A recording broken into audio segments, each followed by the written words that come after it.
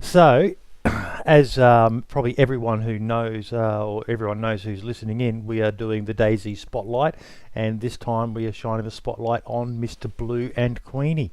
Guys, thank you so much for inviting me along to do this interview live. You're really putting the pressure on me. I'm going to have to be extra professional today. Can't edit now.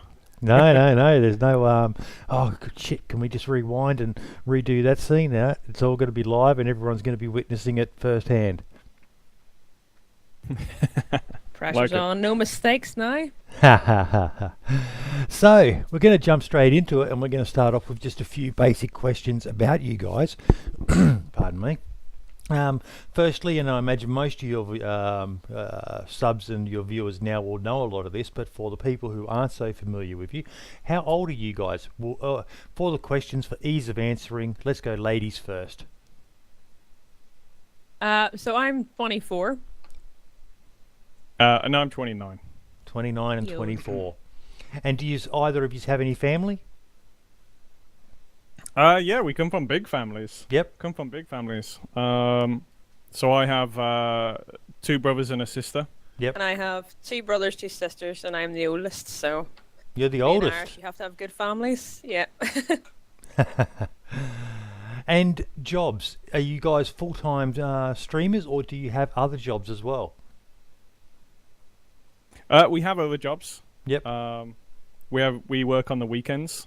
Okay. We used to both work full time, but when the streaming kind of side picked up, we went part time. That was actually the point of partnership, really. I went part time first to kind of manage the setup, and it was just a bit more convenient for my work. And then Ro, with her job, was pretty shitty, wasn't it, Ro? Yeah, they refused to let me do it, so I had to find another one. They said that they didn't like the fact that I was doing anything online, so they actually said, well, it's your job or streaming, and I says, well, that's an obvious choice then, and I left. So yeah, it was a really crap job. Yeah. Really crap job. They kept her on until like 6 o'clock. It's like an office-based job, and they kept her on until like 6 o'clock in the morning, just for absolutely no reason at all. So it would start like messing up with the streaming side, which was growing, and they were just kind of not very nice people. Yeah. So like the idea of going for partnership was to make Ro part-time. That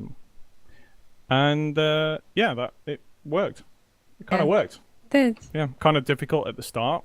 But yeah, really worked out really well. It's a big step, isn't it, going from the security of having a full-time job to taking a gamble on Twitch and YouTube and that sort of stuff? Yeah, definitely. Went from... Yeah, so we found other part-time jobs, so we still have that kind of security. Because there's 2 of us, the kind of problem is it's not like, say, Minder, where, like, say, his fiance brings in some of the income too, because me and Ro are both streaming. Yeah. It's kind of, you know what I mean? It's more difficult. It still works. We're good. We're still good. So. Awesome. Yeah. And do you guys have any other hobbies outside of gaming? We would try, but it's impossible. So we stream 5 days a week, and then on the weekends we work. So hobbies have sort of gone out the window. But Simon loves Photoshop, and I sort of love every sort of year now for my birthday we'll do some type of activity. So last year we went horse riding, and that was pretty difficult for Simon because he's 6'5", and the biggest horse they had still wasn't really big enough. But yeah, we sort of try and do stuff when we can. We go out for meals and stuff, but it is so difficult. It's really difficult to do stuff. Like it's just like the stream obviously comes as first for us, and then when we try to do things, we do. But this year, obviously, we've got a lot on. So last year we actually streamed on Christmas, so we didn't get to see Simon's family. So we've planned Gamescom this year, EGX this year, and obviously going to his parents. So a lot going on. So activities and stuff are very little, you know. Simon, you really enjoy Photoshop, don't you? Yeah. You do a lot of graphic stuff. Yeah, definitely. I think that's I your love, hobby. I love it. We try and keep like, obviously to try and save money, we try and do a lot of work rather than getting like outside sources to kind of help with a financial fee to that. Yeah. We try and do everything in-house, including some of the artwork, but yeah, that's right. Now, what is the origin of your names, Mr. Blue and Queenie? You can go. My original name was Mr. Blue Collar Hero. Yep. So the blue collar, as in like, you know, ordinary working man. And then the hero, like ordinary working man hero kind of idea. Yep. That was kind of the sense for my name, and that's what it was, Blue Collar Hero. And then when we went to Twitch, one of our clanmates thought it'd be funny to take Blue and Queenie, so we ended up putting Mr. Blue and Queenie, and yeah, I dropped the Collar Hero and became Mr. Blue. And Queenie? Where's yours come from, bro? So mine comes from when I used to play at 2142 and Enemy 30 Quake Wars quite a lot. So it was originally Queen Shinigami, and the reason for that is because I used to actually play it on my mum's partner's account. So she had a partner, and this is how I really got into PC gaming. He played 2142, and I was like, oh my god, that looks so cool. So I started gaming through that, and I started gaming on his account, and he named himself Rhino Returns. And he was like, I was like, right, I need my own name. So I couldn't think of what to have. It took a very long time to figure out what I could have, and I wanted something that said that I was a female gamer in it, which is why I picked Queen. I didn't pick Princess because I don't see myself as that.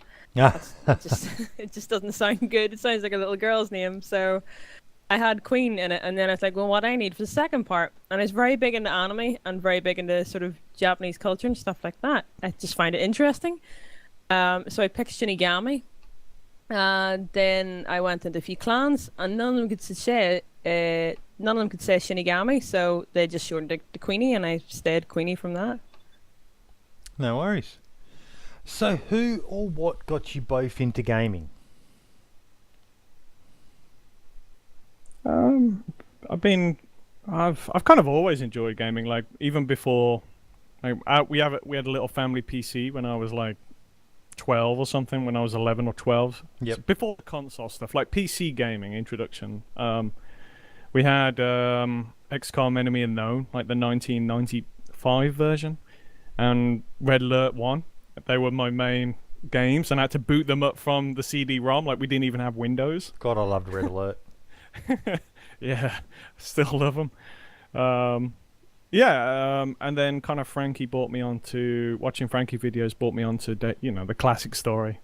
Frankie brought me onto Dayz mod, and yeah, kind of fell in Dayz from there. And you, Queenie? I think for mine, I've gamed for a long time. Used to play on little Game Boys and all that stuff device, and obviously everybody does that when they're quite young. But PC gaming, I sort of got bored. I lived in the countryside when I was quite young for a very long time. I lived like literally, my next door neighbour was several fields away, and that's the majority of Ireland, so it's pretty boring. There's nothing to do. So when my mum's partner came along, he gamed. So basically I saw him gaming, and I was like, right, okay, I need a PC. I need to be able to do this as well. That looks fun. I started going on Red Alert. I started playing other games. Eventually started playing Battlefield games. Was okay at it. And then I started joining clans and stuff like that. And it sort of went from there. I just kept staying in gaming. I never sort of left it. I think that was majority of my hobby. I think boredom maybe took me here.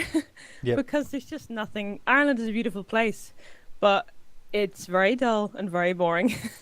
That's my opinion on it. There's nothing to do. So gaming sort of took me, I don't know, it takes you different places, doesn't it? It really, it's interesting, and especially meeting other people and speaking to other people, which you would never ever meet, in real life. Well, look at what we're doing right like now. We've got a different Pom, accents. an Irishman, and an Aussie all in the same chat. Sounds like a bad joke, doesn't it? Exactly. So, you would never, obviously I'm never going to be speaking to an Australian in day to day, I wouldn't have ever have met Blue. Yeah. You know, if I didn't start gaming. Yeah, that's right. Yeah. Yeah. Okay, so what is your favourite game of all time? You go. Oh, I don't know. Current or overall? Probably overall. What's been the game that has most captured you of all time? Probably like I played Alien vs Predator 2. That was like my first multiplayer game, and I played that for like God knows how many years. Absolutely God knows. But probably Daisy Mod Alien vs Predator 2 multiplayer games. You know. For me, it would definitely be Battlefield 2142, hands down, because that's the reason why I continued on gaming with those type of games. Yep. No matter what, that's the reason why I'm still here. That game was fucking amazing. It was fun as hell. It's something else. It really is. It's something else. Like that game when it was out, I know it was a bit too futuristic and people didn't like it, but it was definitely something else. I stayed with that game for a very, very long time and continue to go back to it every couple of years. So it's a really good game. I think if they make a remake of that, you'll never see me back in pub or Daisy ever again. So it's mine.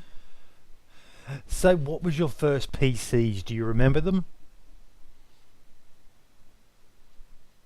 Specs of it?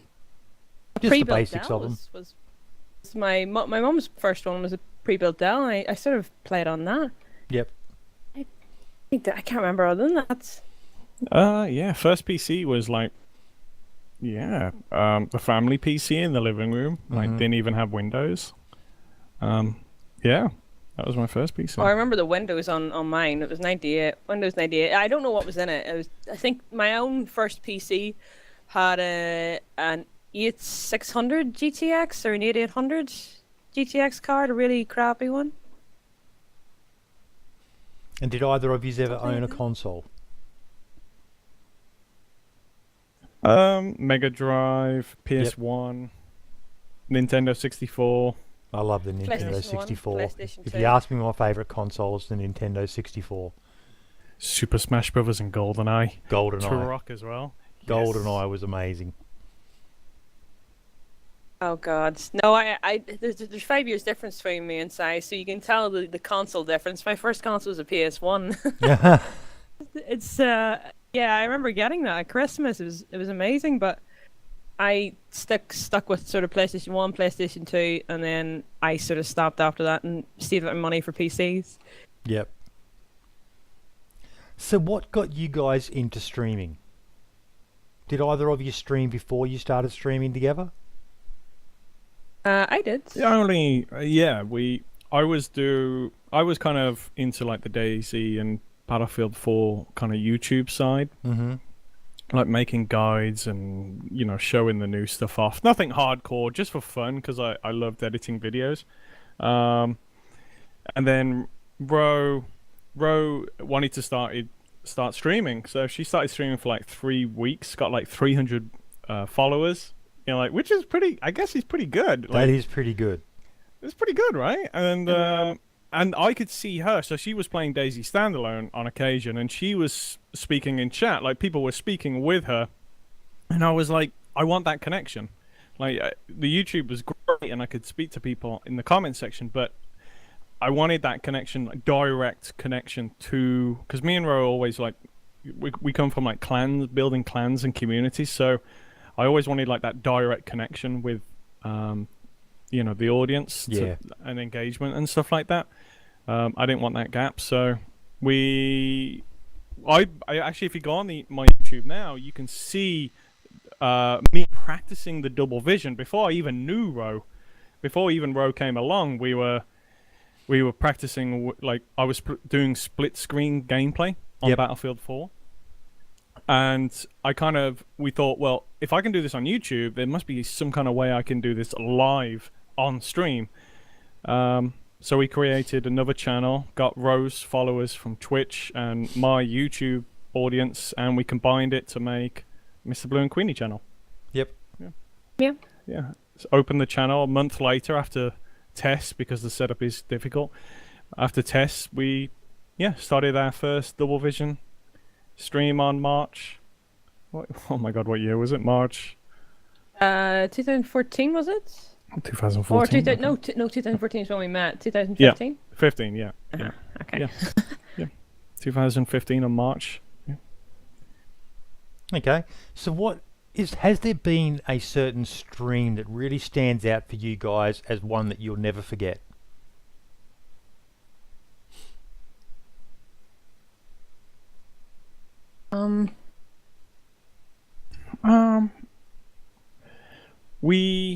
I don't know. We've kind of had two different aspects of streaming. For the first year, we were friendly players. Mm-hmm. We were the nice guys, living on the coast, making groups, just finding random players and putting groups together, doing coastal runs, like just running with random people. That was quite fun. We've had a lot of engagement on that. Because there were certain ends of the stream where everyone always ends up shooting each other. But for that first, 2 hours of running with, 50 other random people or 40, whatever, it was insane because at the end of everyone just fires upon each other, or you meet one big bandit squad and everybody just turns on each other. It's hilarious. So we've had a special stream like that. Mm-hmm. And then kind of the other end, when we went to when Daisy was at 0.55. Yep. 0.55 patch. Everyone's favourite patch. Yeah, the loot was so low. Basically, that's when me and Ro turned into bandits. And we've had so many torture streams because we like to be interactive bandits, not just KOS bandits. So we've always been interactive. So I guess the question is, and what's the best torture, Ro? What streams had the best torture? For me, I'm not sure if it's that. I think there's a lot of tortures that we've done. I think you've done a lot more than me because you were better in that. I know it. I know it. Oh, you've got it? Right. I know our favourite one, right? All right, getting that guy at gunpoint because he shot at us by Rifty, then handcuffing, I know. taking him to Rifty Cliffs overlooking the boat, getting him to go on his knees, and this is when the sword was first placed in the game. Yep. We took his sword and we chopped his head off at sunset. Yeah. Sunset on Rifty Cliffs above Rifty's boat. We chopped his head off, and he screamed and stuff. He rolled. He was a good guy. He role played with it. He role played with it. He followed instructions, and it was just the perfect scene. That's good. Yeah. That's probably been one of our favorite tortures. In terms of beautiful scenes to murder someone on. That's probably my favorite. And that's of course what you're always looking for when you're looking to murder someone, is a beautiful background scenery for the moment. Yeah. I think that is a good one, definitely. I think that sums up everything, that one. It's definitely probably in the top 10 ones. I like that one because that guy he was actually good at RPing. So I'd say that one. The other one would probably be the recent one that I murdered those 3 guys. There was 3 guys. One of them accidentally ran over Simon. Apologized, but I took them to. We were all going to go and have a fire and get some food. Found another guy. I killed him right in front of them. Pretended to be French, so they just thought I was a French girl. And then I took them. We started cooking the guy that we just killed, all beside a campfire, very close to Kami. And then I turned around, decided I didn't like the other guy, killed him too, right in front of this guy called Paul, and he just started laughing and said, why did you do that? And started giggling and says, I didn't like him. And then said, you should eat him. He was eating him in the middle of it, and then I killed him too. That's the type of stuff that I prefer. But that was a good moment, I think. I don't think my explanation does it justice, but that was a good moment for me, I think. Probably my favorite. One of my favorites as well would be when. Do you remember Cherno? It was 056 or something. We found this squeaker, this really young guy, and it was when flare guns were in, and we had a flare gun with a single pellet, and this guy attacked us, and we knocked him unconscious. We tied him up, woke him up, and he was basically talking. And we said to this squeaker, because he was unarmed, he was a complete new spawn. I don't know if he was new to the game, but he just liked talking to us. So we gave him the flare gun, and we said, "Kill this man, kill this man." And he was like, "I'm not sure I want to. Like, I'm not really sure." And we said, "Kill this man." He shot at us, and like we basically made this kid headshot this guy with a flare gun. Like that's got to be one of my favorite ones too. Yeah, that one's actually really good. I forgot about that one. Yeah, it's highlighted somewhere, I think. I think so. We did highlight that, definitely. Yeah, when you think back, there's always a number of different events that just come to mind, and it'll probably, if I probably asked you this tomorrow, you'd probably have 3 different examples again as well. Definitely. We recently did a good one. We took this guy hostage, beat him. we got a zombie to beat him up while he was handcuffed on the floor. And he was screaming, and then he basically got knocked out. So we held back the zombie, just out of luck, held back the zombie, got him back up, and then got the zombie to, again, beat him. He went unconscious. We got the zombie back, got him woken up, and he was talking again. And then got the zombie to beat him again. And then we took him to a car, because its cars can be blown up now. We got him to sit in the car, and then we lit the car on fire. But he didn't kill him. Didn't kill him, so we won his freedom, and we let him go. What do you call him? Chops? What's he called? Choppy? Mr. Choppy? Mr. Chops? That was something it. like that. We like to Chops or nickname something. people. Love it. Now, you mentioned before you did YouTube. I know you don't do it so much these days, but what recording software did you use? Sony Vegas 12, really glitchy piece of crap, really. That was for editing? For editing, yeah. What did you use to record, though? Oh, sorry, to record. NVIDIA Shadow Play is pretty good, but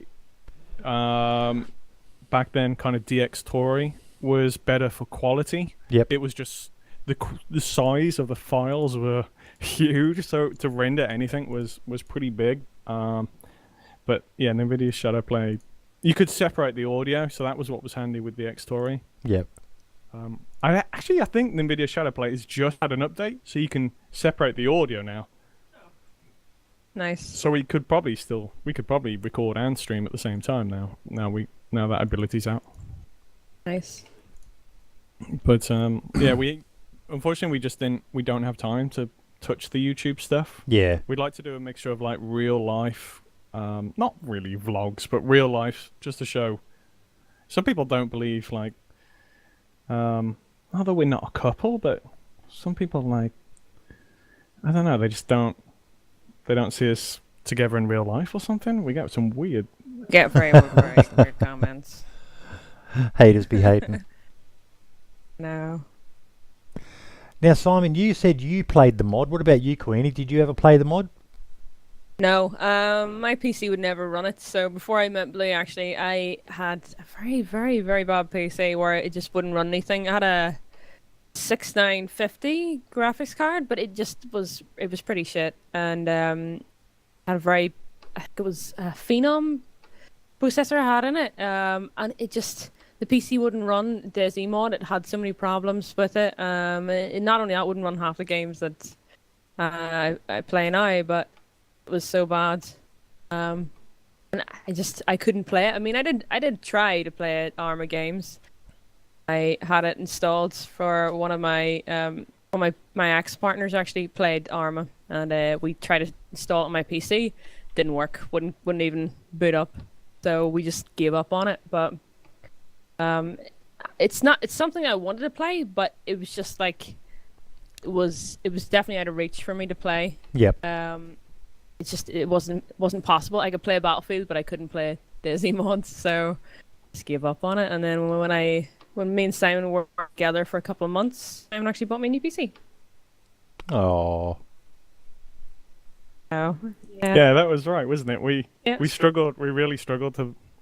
My side was fine, but Rose's PC was like a piece of crap. So it's like because it's when I first moved to Northern Ireland, and I didn't have a job at the time.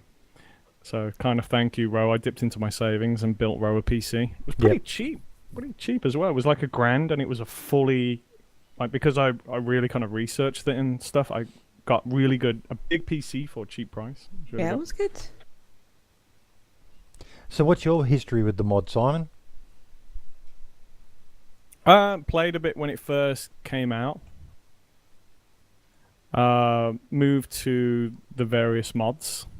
Yeah, and that's about it, really. That's about it. Never really streamed or made any content with it. Just a goddamn good game. Really enjoyed like the military survival aspect. Yep. Really loved it. So it sort of touches on what the next question is. What is it about DayZ that makes you love it so much? I think the main thing that brought me to DayZ was the fact you could speak to another player who's in front of you. Yep. It's kind of hard to describe because back then there wasn't that many games. Like, you know what I mean? Like Battlefield 2, you could speak with your squad, but you know what I mean? With DayZ mod, you'd meet a random person and you would speak to them, like, and it felt like, yeah, in person. Yeah, I think it was about the VoIP. You know, about the VoIP. People back then, like DayZ mod, people played it so realistically, and not everyone would shoot each other on sight. Different game, really. But yeah, I think that was what brought me here. Yeah. What about you, Queenie?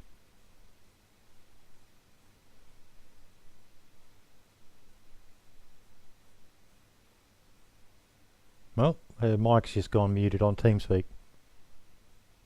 Sorry, my bad. So basically, Simon brought me to DayZ, but the reason why I stayed in it was because of the different interactions.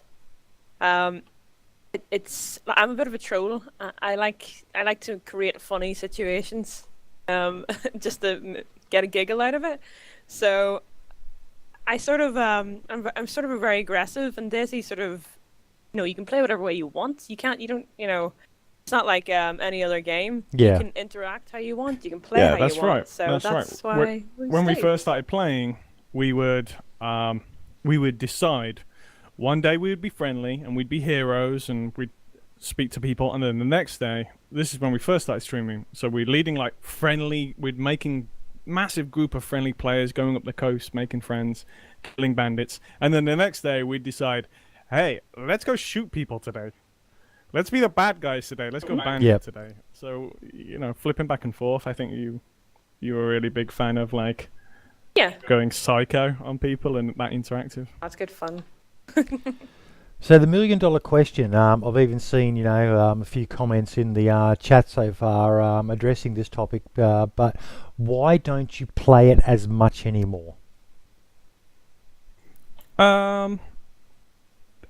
Because the double vision is great on our stream. It's a fucking wonderful thing. We spent like 2 years to perfect it, but we get double the amount of bugs than anyone else you watch. Everyone else is solo, single streamer, and they'll have a bug, but no one will know. Say like they've got like an axe on their back. Yep. And actually the game doesn't have that. You don't know that bug is happening to you. Whereas me and Ro, because we're looking at each other so often, like you can see it. You can see, Ro, you're not wearing any clothes. But if say you're watching someone else like Minder solo running off in an adventure, right? He might be naked for everybody else, but he will never know that. So the double vision is a great thing, but it shows the true amount of bugs we are like bug testers in DayZ, but that's our main problem with the game. The amount of bugs really is just a little too high, and because we get to see it more, it affects us like frustration wise. Yeah. Like people. You know what I mean? And it's just... So let's say, like, your favourite streamer, someone else, single streamer, right? He runs up to a person and he shoots them clean, dead. He may have not seen that streamer even carry any weapons. Yeah. So, like, Ro could walk up to me now and she's got no clothes on, she's got no weapons, she's just wearing, like, shoes. And I think she's unarmed and she could shoot me. Yeah. And, you know what I mean? You'll never see that with a solo streamer, so... That's kind of where we're at the moment. The game is beautiful, and we fucking love it, and we owe a lot to DayZ. But you're just taking a sabbatical. Me and Ro are quite honest people, and sometimes we can't help that. We show our frustration. We can never really hide it completely, So I don't know. You know what I mean? The frustrations turn into like a whirlwind, and then you're like, okay, guys, let's switch game or something, which we really kind of don't want to do. But that's part of an alpha game, I guess. It's just the double vision. Yeah. Shows more bugs. So if you guys could add anything to the game, what would it be and why?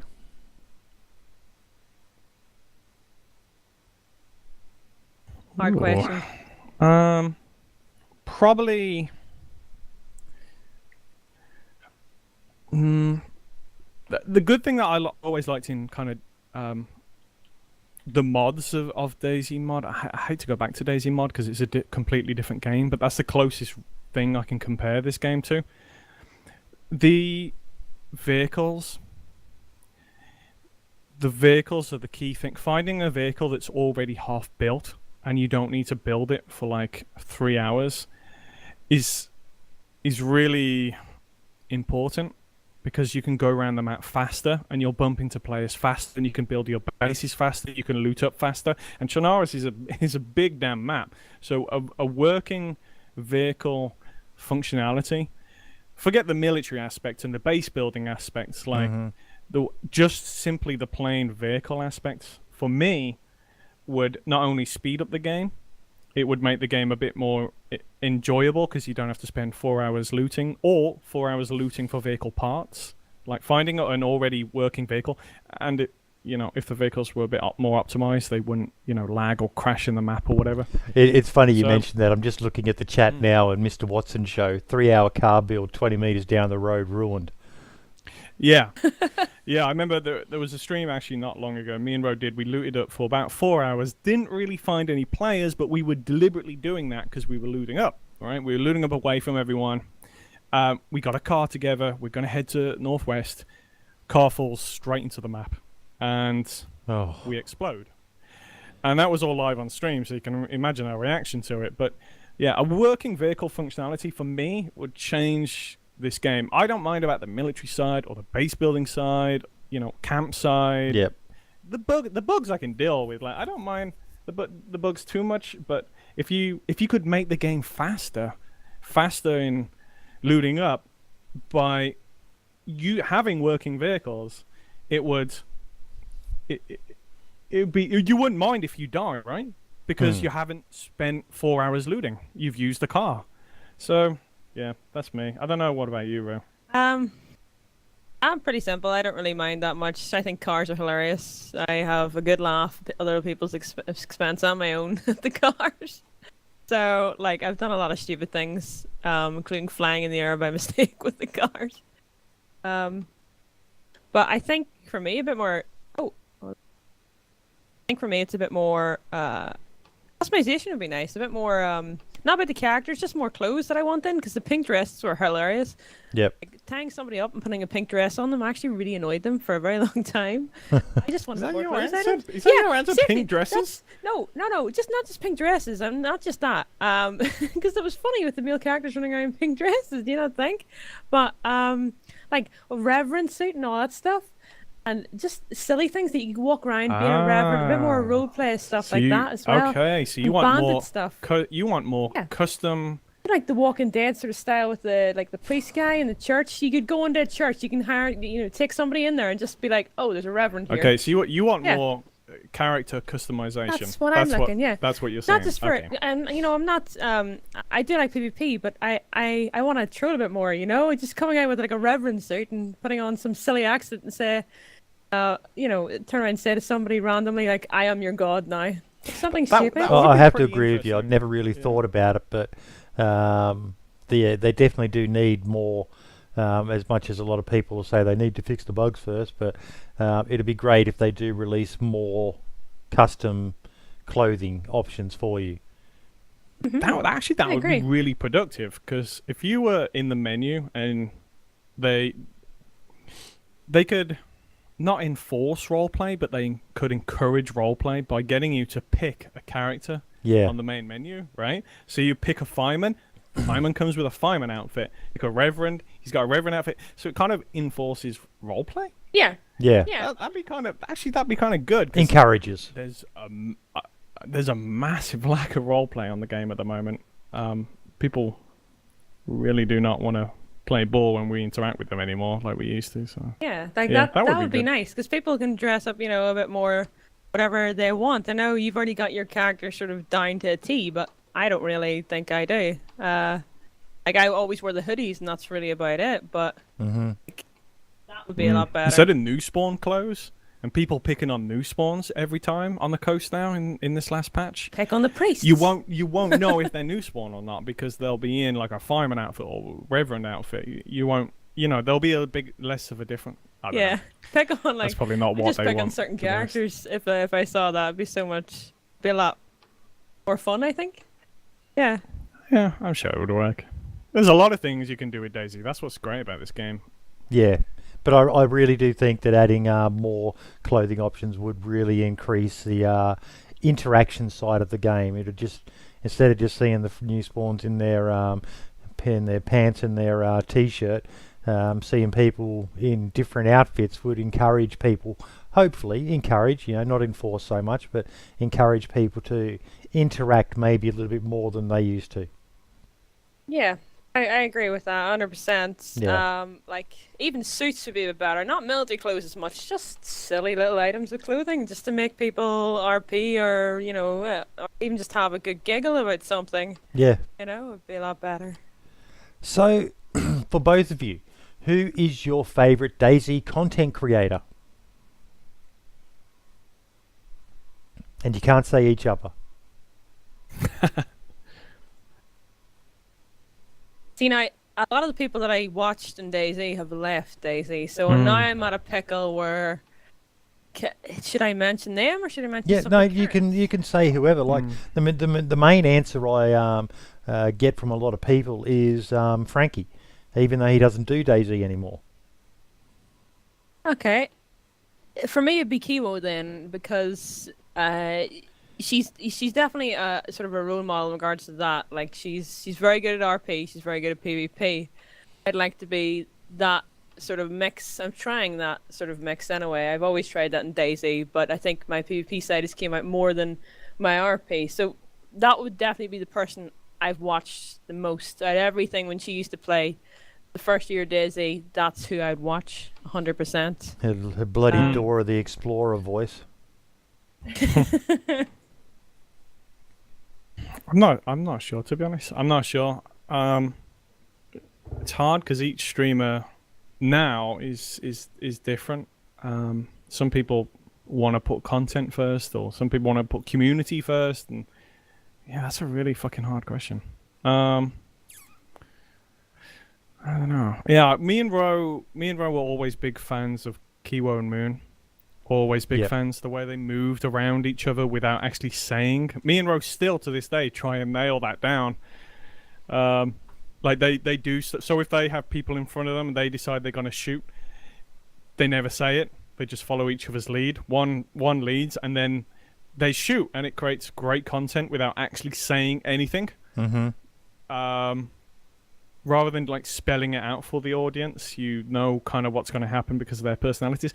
Yeah, me and Rose still to this day try and nail that, and I think that's probably the answer. Yeah, Moon and Kiwo. Okay, now getting into the more gritty side of it. Status reports. Do you guys read them, and if so, what do you think of them? You have to be honest here. Yeah, we read all the time. Not only do we read them, we show them on stream, and we watch Septic Falcon's overview of the status I like report. Septics. Baddie's done great things for the status report. Yes, she's made them more readable, more enjoyable. I like the fact it's now broken down into telling you what department is now doing what jobs and what their priorities are. I like that a lot. Whether I don't know if Baddie actually does that herself or Peter does it, or which one of them. But they're a lot easier to read, but it's what it needed at the start, and it is very late to start it now.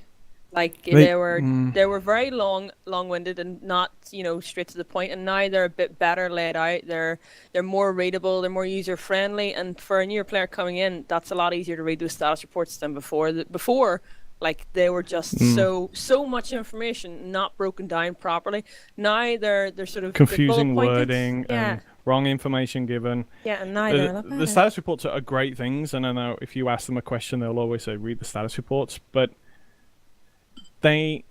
sometimes they can actually never say anything. I always sometimes get that feeling, or that's how they used to be anyway. You'd read it and you were like, well, that hasn't actually said anything. It's a good paragraph and it looks great, but it never actually says much.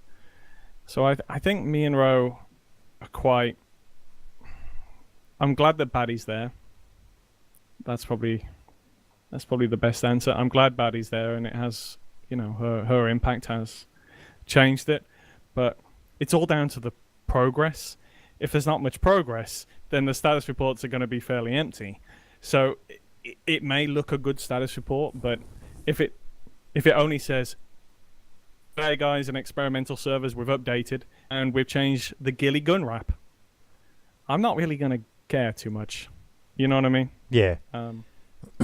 It's difficult. I don't want to slight them because they have improved, but I think North River Geek, I guess this is where he was going with it in the chat, but I'm assuming he's meaning it's basically trying to find the balance between geek speak versus user speak. The average Joe who doesn't understand the full technical stuff that they sometimes go into. I know that goes straight over my head when they start talking too technobabble, but I still read through it because some of the stuff is dumbed down enough for a pleb like myself to understand. So it's finding that balance. Me and Ro are pretty sure by what we mostly know already. A lot of the status reports are almost held back because of NDAs. You know what I mean? They can't talk. They're they're actually contractually obliged not to speak too much about Dayz's future plans. So it's kind of hard pushing out from their shoes. It must be kind of hard, especially Batty's, because she is under such rules where she can't talk too much about what Dayz's future is, but she's got to write the status report that people are looking for the future of Dayz. So it must be really hard for her to make that balance, because sort of doing it with one arm tied behind your back. Yeah, it's like, oh guys, you won't believe this, but I can't tell you. It's like, okay, yeah. So that's kind of what me and Ro decided on I think it's a tough community to please. Is really what they're in a very tough community to even try and get right. There's a lot of different types of players. Some from the mod, some just came from this game, alone, and trying to please so many types of people that want so many different things. It's going to be very difficult. I don't really see it as I don't see it as an easy job what they're doing, especially even writing that status report. It is difficult, but it's a lot better. It's a lot more user friendly now than it ever used to be. And the community spotlight part of it is amazing. That's what they need to do, because the community is the important part. I like that they've expanded on that part. Yeah, 100%. That's community spotlight. Makes a lot of people's day. It really does. So I'm glad. It's actually my one bug, and I'm going to tell this to Septic Falcon when I eventually interview him as well.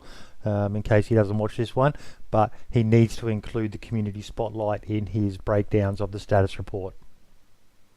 Oh yeah, that's probably Dayz's.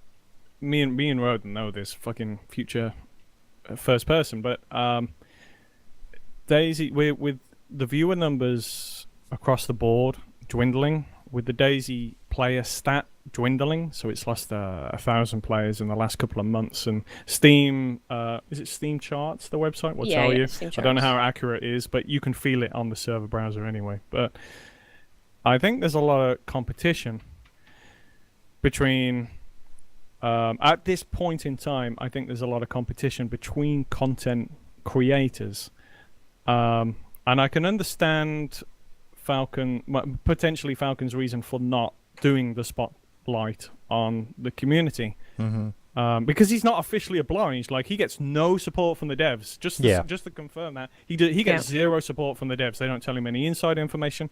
They used to. They don't now. So, so he's not actually kind of obliged to do the spotlight. I understand completely where he's from, and probably that competition. That aggressive, hardcore competition attitude is probably why me and Ro that's one of the lead deciders of me and Ro moving on to games like Battlegrounds while we wait for DayZ to get patched. Because it's very fierce competition, and me and Ro, of course, are in this kind of for fun and community. So it's, I can understand why he wouldn't do that. Yeah. So what, if any, advice would you guys give to the dev team if they happen to watch this?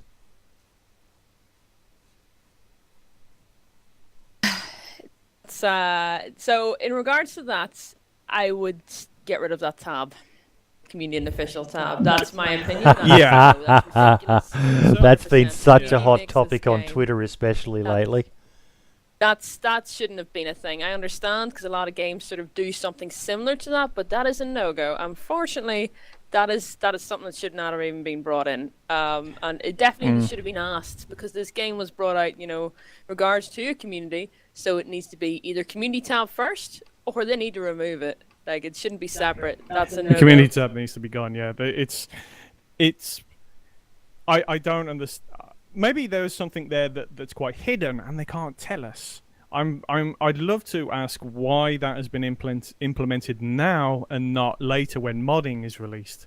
Because right now, if you do it to the community right now, well, they've already done it, but doing it to the community right now means they're pushing the new people into official servers. And I don't know if you played official servers. It's hacker, duper, riddled, server crashing. I don't play it for that It's reason. The worst. It is the worst of the worst environment, and forcing new players to go on that. Not only are you killing the existing community who have paid for very expensive servers. I think it's £100 I don't know or the so. exact money, Aye. but it is very expensive to run a DayZ server. Yeah. Not only are you killing the existing community because you're not giving them the influx of new viewers. You're kind of putting the new guys into like hacker-ridden, duper-filled servers, and no one's monitoring them. They've got no one to report to. They've got no one to go, hey, I'm looking to join a clan. I don't understand why that's been implemented now. Why couldn't that be implemented down the line? Like, forget fixing the ghillie gun wrap shadowing, which they've done today. Forget that. Why is that important feature not added later? Yeah. Maybe even if they met us halfway, right, and said, okay, when you first load up the server browser, it will show official and community servers, and then you have the option to filter between the two on those top tabs. Yeah. You know?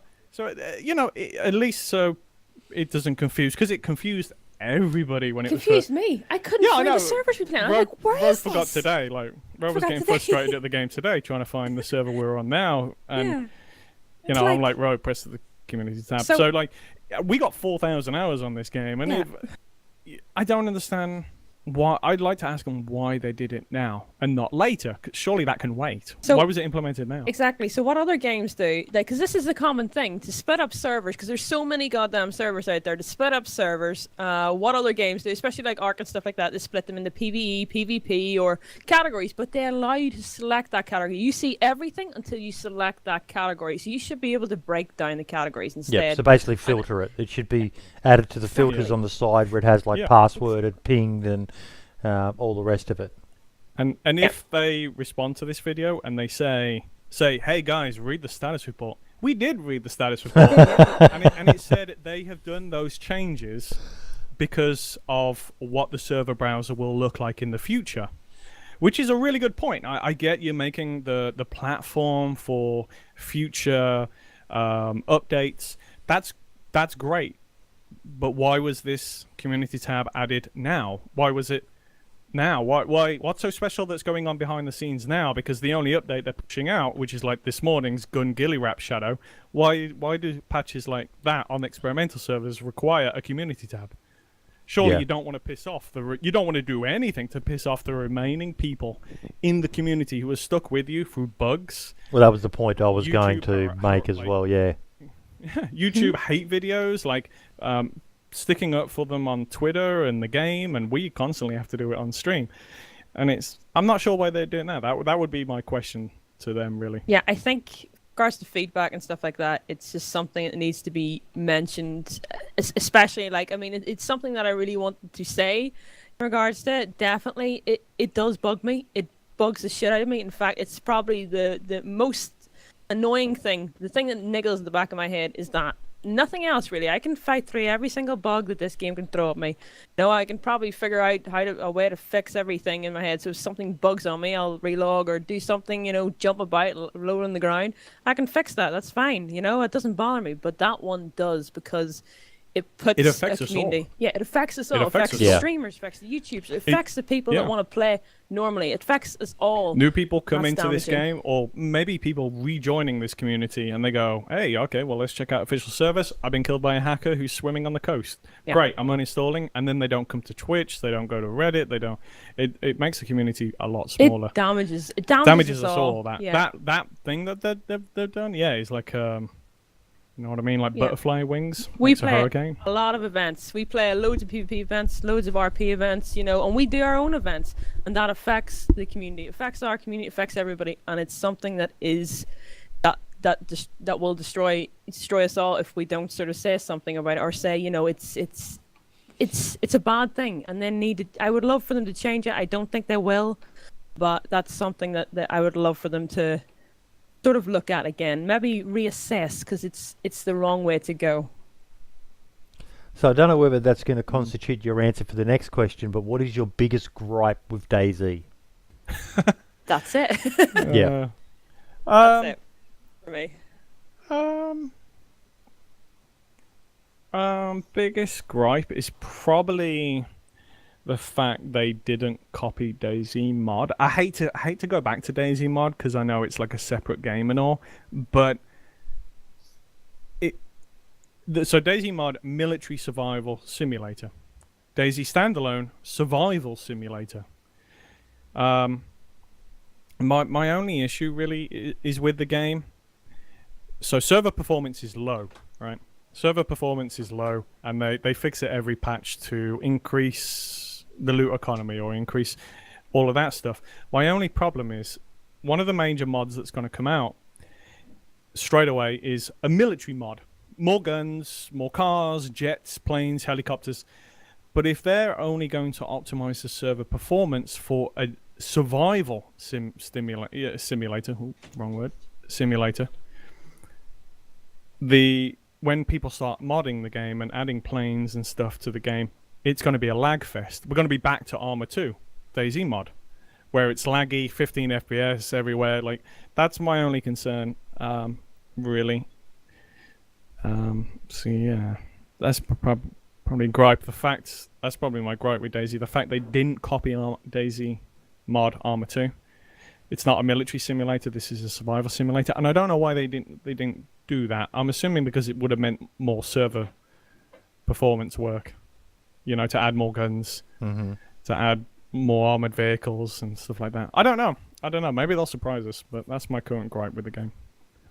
My overall gripe with the game, I suppose. Yeah, I know. I knew yours was gonna be that. I'm a Dayz mod player, so I'm probably slightly biased to that question.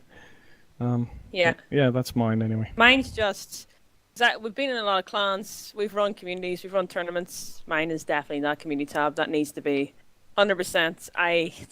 That grinds my gears. That's it.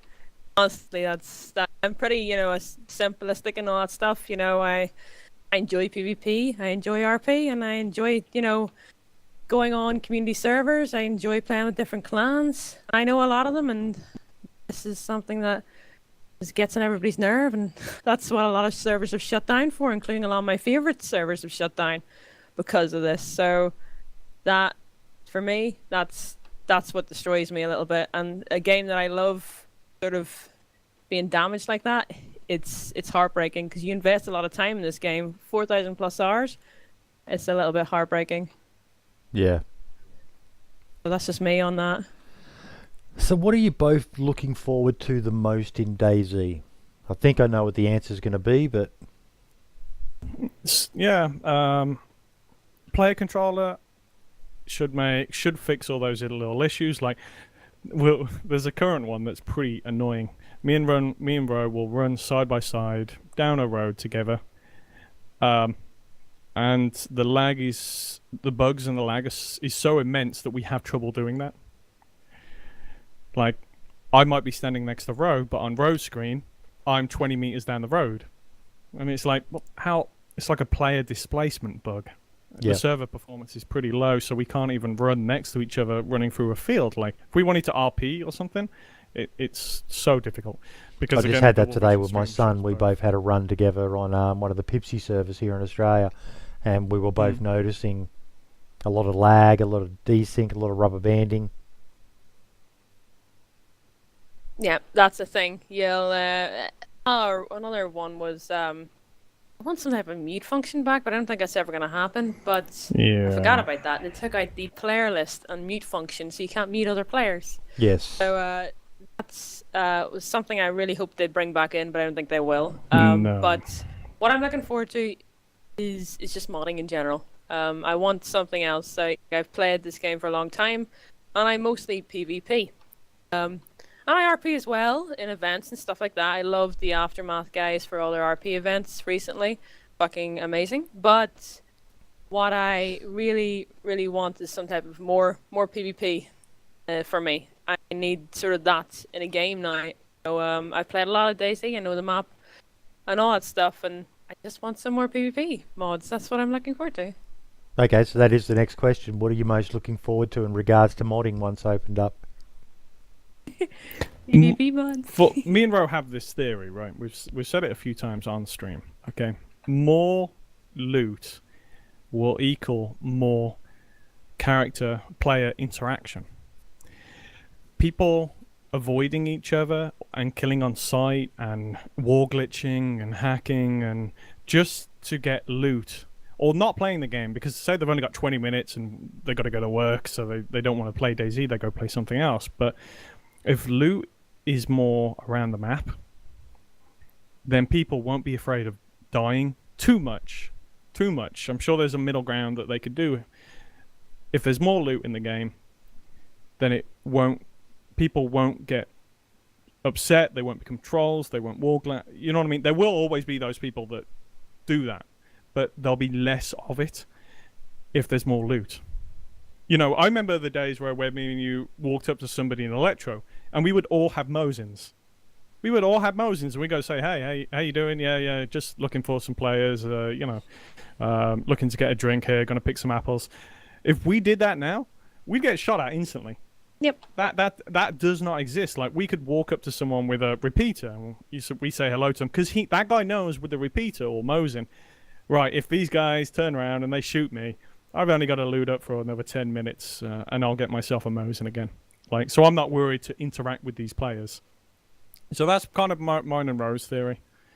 I mean, it probably goes against the whole survival idea, but modding, increasing the loot, or even letting the admins decide the loot, so they could make RP servers, they could make PvP servers, they can make in the middle. That said, there are some quite clever admins out there. Not that I'll it's my thing, but the Berezino Insane, whatever it's called, server where they basically just roll it back every 4 hours or so and reinstall the server loaded with tents full of gear. Yeah. I thought that was quite a novel idea. Yeah, I know the devs kind of endorse that as well. I don't think that's the way it should be, I think though. that kind of goes against everything that Dayz kind of To means. me, it does. That's why I that's said I crazy wouldn't to go on say. it, That's but probably quite they're catering to a crowd that enjoys that. Yeah. No, I get it. I get putting all the guns in one spot and just redoing it every couple of hours. Like, I get that, and it's probably quite hypocritical of me to say, saying that you can play Dayz any way you want to, and then I don't know. I always think that ends up like a fucking Modern Warfare COD situation. It is. Surely there must increasing player sizes of the server and adding more loot is kind of like what I was referring to. Sticking all the guns into tents in Berezino and then resetting the server. I'm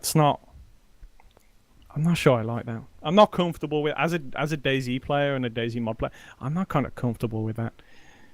Well, you sort of touched again on the next question. How many people do you guys reckon there should be per server? I think the devs said about a couple of years ago, probably now, they said they were aiming for 100-man servers. For me and Ro, we would like to see like 130, 100 to 120, 30, something like that. So wherever you go, you know, the loot's increased. Wherever you go, you've got to always be careful. Because at the moment, for me and Ro, if you never want to see a player, go to Northwest Airfield. Oh, That's yeah. like me and Ro's thing. Every time we go to Northwest Airfield in this patch 062, we never seen it. We got 2 cars up there, and we were like, we did some demolition derby things with the cars, didn't we? And we were there for like 3 hours. No one shot at us. This is on a high pop, like, server, and no one was even there for 3 hours, or they didn't want to shoot at us. But, yeah, 100 to 120 would be great. Definitely, I agree with that. Like, Jarvis is a big map. Yeah, It is. Jarvis is a very big map.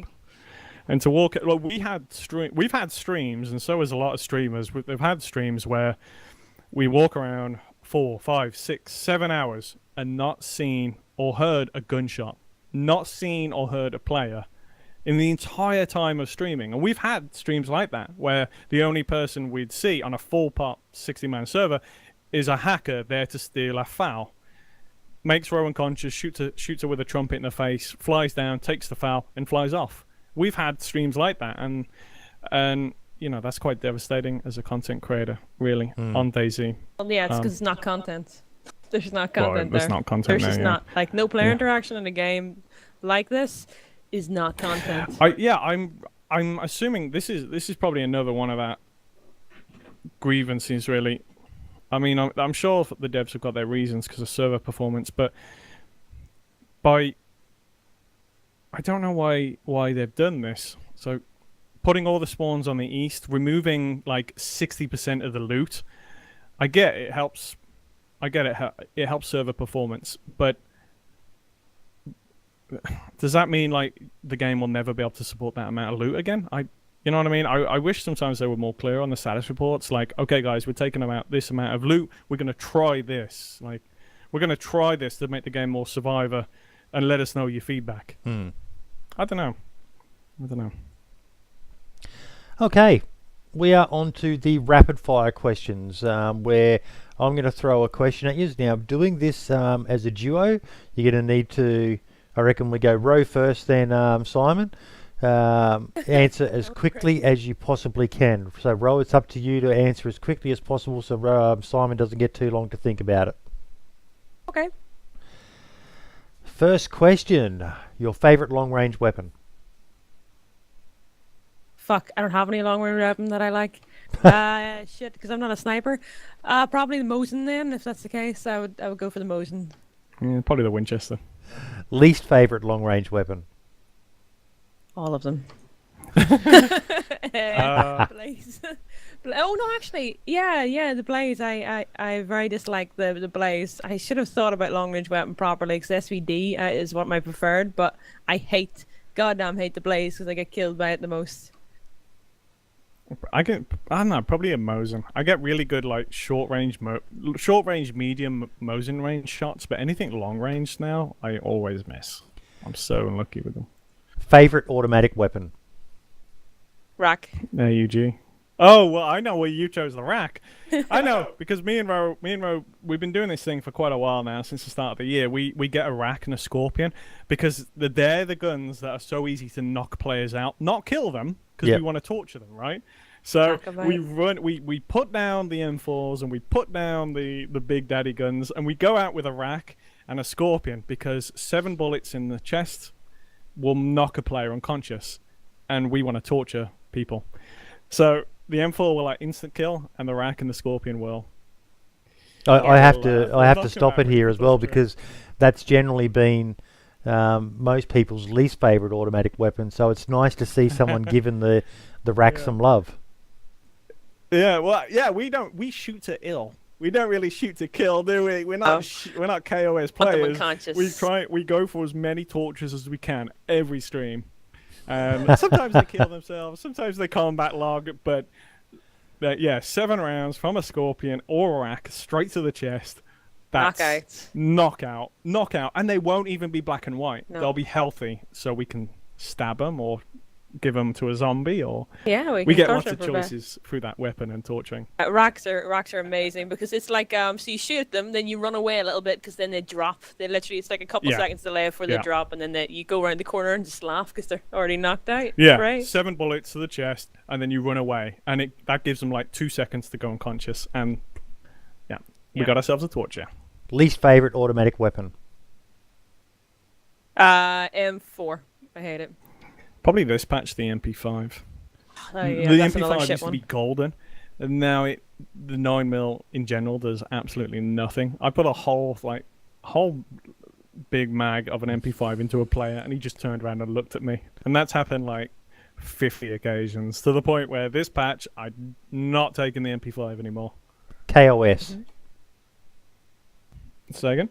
KOS. KOS. You go first. KOS. Wait, what's the question? KOS. What comes into your mind when I say KOS? Oh, kill on sight. He's looking for an answer. What's the question? What do you think about KOS? Well, that's a better question. Brady, for fuck's sake.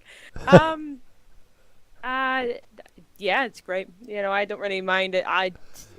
Interaction is fantastic, but I was gotta say we have to be very careful. So we shoot at people when we see them if they look like G.I. Joe, military geared. That's our rules of engagement. We shoot them if they look G.I. Joe.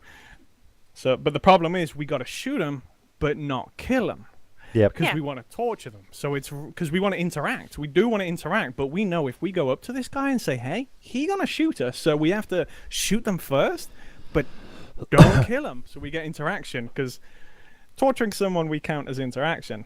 So, we like torturing. So try not to kill them, but if it happens that I accidentally kill them, you know, it's it happens quite a lot. I'll try and shoot them in the legs, and for some reason the shotgun goes and hits them in the head. Oh my god, yeah. This patch has been insane for the shotgun. We've been shooting people in the legs to break their legs, and their fucking head comes off, and you see the blood splat in the legs. And I don't know if there's some kind of player controller bug, but we've got a weird clip of Ro shooting a guy in the legs point blank with a double barrel shotgun, just one shot, and he died, and we looked over his body. His trousers are fine, pristine, everything's pristine, but his helmet that he was wearing, the fireman helmet, went from pristine to ruin. It's like, but we shot him in the legs, right? No, yeah, it's funny because it's been happening so many times. Simon used to wind me up saying, make sure you shoot them in the legs. It's actually a running joke in our stream. Make sure you shoot them in the legs, Ro. Shoot in the legs. And I'll shoot them, and I'll think I'm aiming for the legs, but I'll go somewhere else. I'll be like, well, I tried. Like, well, watch the stream back. I'm aiming at the legs, but it goes somewhere else. Shoot them in the legs. The blood splatters from the legs, and then we're like, Ro, I told you not to shoot them in the fucking face. How many times? Yeah. First person or third person? Third. Are you, Come on, Simon. It's rapid fire. We always think, I know it's rapid fire, but we always think like first person is more competitive, for competitive kind of use and more serious, whereas fun, casual gaming is third person. So it depends what you like. If you're there to fucking hardcore motherfuck it up, then you're first person. Like, you're going to prefer that. But if you kind of just casual, ring around, I got an hour to spare, third person. Favorite server? Do you have a favorite server? Probably, I got to say, it's between two. We probably really like Jensen Ovo for their unique server where they have safe zones, because it's not a roleplay server, not really. They have a unique idea where, you know, you can't shoot anyone in Novo, right? Mm-hmm. That takes fucking balls of steel to moderate. Yeah. They get 1,000 complaints a day because normal players are just either they're not going to know, because you can't have an MOTD on the server, other than the the side server messaging, but that takes balls of steel. So I admire them big time for that, because they've been around for a long time. But for gameplay, there's a lot of servers like Blue Waffle that wipe the server every 3 hours, so there's more loot on the map, which means more interactions, more players. You know what I mean? So their way of playing works well better. For Daisy, yeah. But just keep in mind, we're not talking about the Barazino respawning gears in tents. We're not talking about that. We're talking about natural, restarting the server every 3 hours, so it naturally distributes around the map, not being placed in a tent. Yeah. So I don't want to sound hypocritical there, so I'll just make that clear. Yeah, you can loot normally. Resets 3 hours to put the loot back where it naturally should be, rather than the server bugging out after 5 hour mark because there's no fucking loot on the server. Because that is a bug. So yeah, probably those two servers. Those two servers. Yeah, they're definitely our favorites. Like, definitely, especially community wise, definitely both amazing. Favorite place on the map?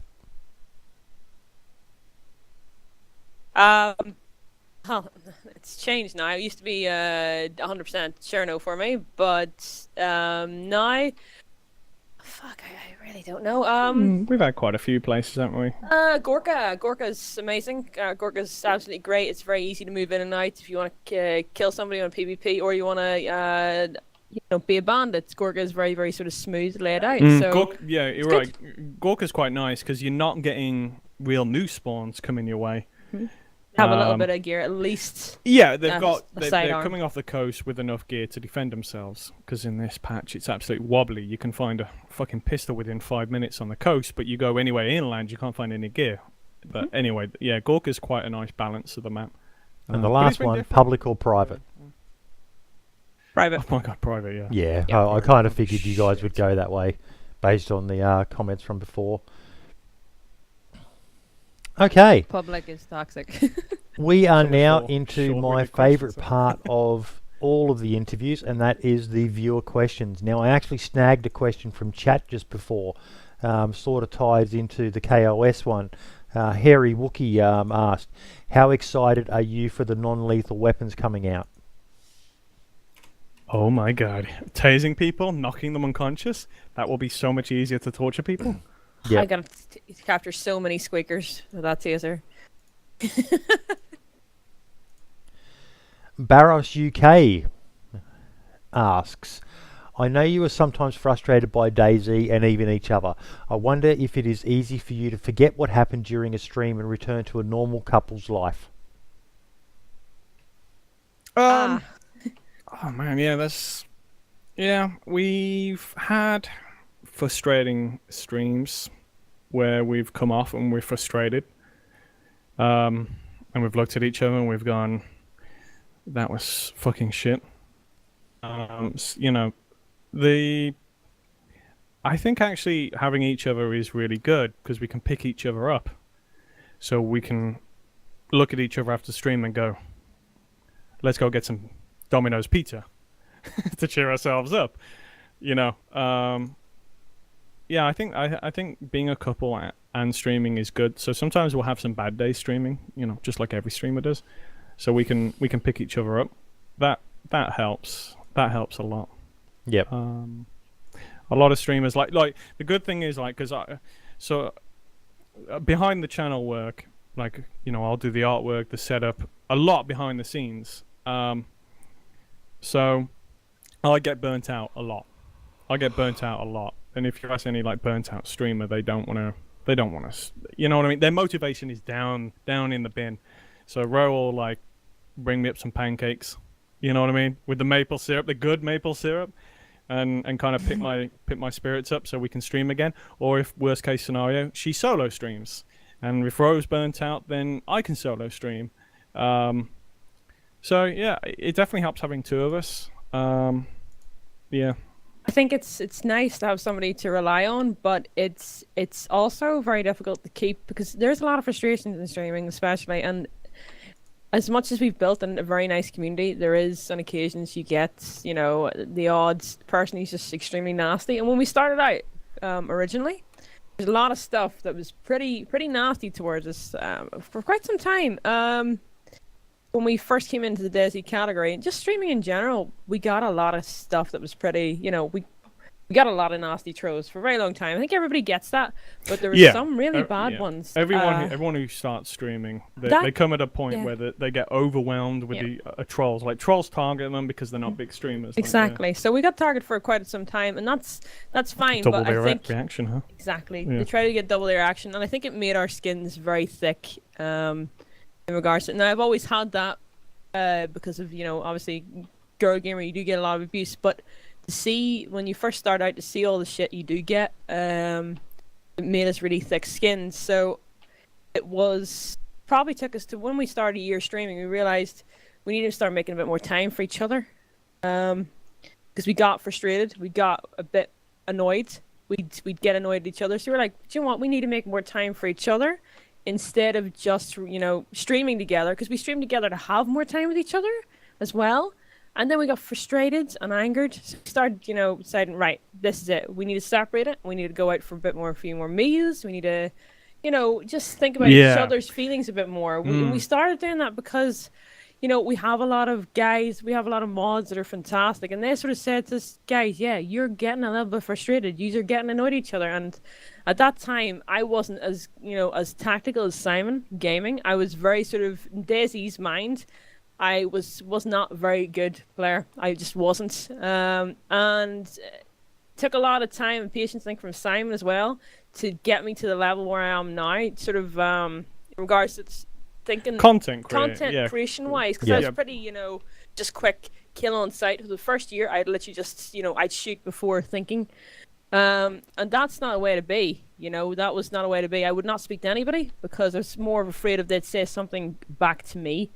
Sort of abuse-wise. So Simon got me thinking differently about it, and it just took a very long time, and I think a lot of the frustrations did take a toll on, I think, both of us, but we realized that, right, we're a couple, we need to spend more time with each other outside of streaming, and we did. It was a bit weird because we started streaming because we worked full-time at this point, and when we decided to stream, we were like, we don't really, because we're both gamers. Before we met each other, we're both gamers. So when we get home from work, you want to play the PC, right? You don't really want to go and do anything too crazy, too intense. So we would spend time together by playing games with each other. Mm-hmm. And of course, that when we started streaming together, it got a little frustrated. So we decided, okay, then. All right. Not only are we streaming together, we have some private time to ourselves. Yeah. Okay. Barely Infected, or Renee, comes in with a few questions. The first one being, how did you come across Dayz and its concept? Now, Simon, I think you answered that saying Frankie on PC's videos. Yeah, definitely. Simon showed me a lot of those videos as well. I actually never really watched YouTube that much, unless it was PewDiePie or something like that. But when Simon showed me that about Frankie's videos, we both agreed that Dayz was definitely the sort of the game we should continue on. Even if it was mod or standalone. I think it was just. Had either of you ever played anything similar? I don't think there's anything similar. No, at the time of Dayz mod, I don't think there was anything out there that was similar now. No. And he also asks, what is your greatest encounter that involves direct or voice chat? Oh.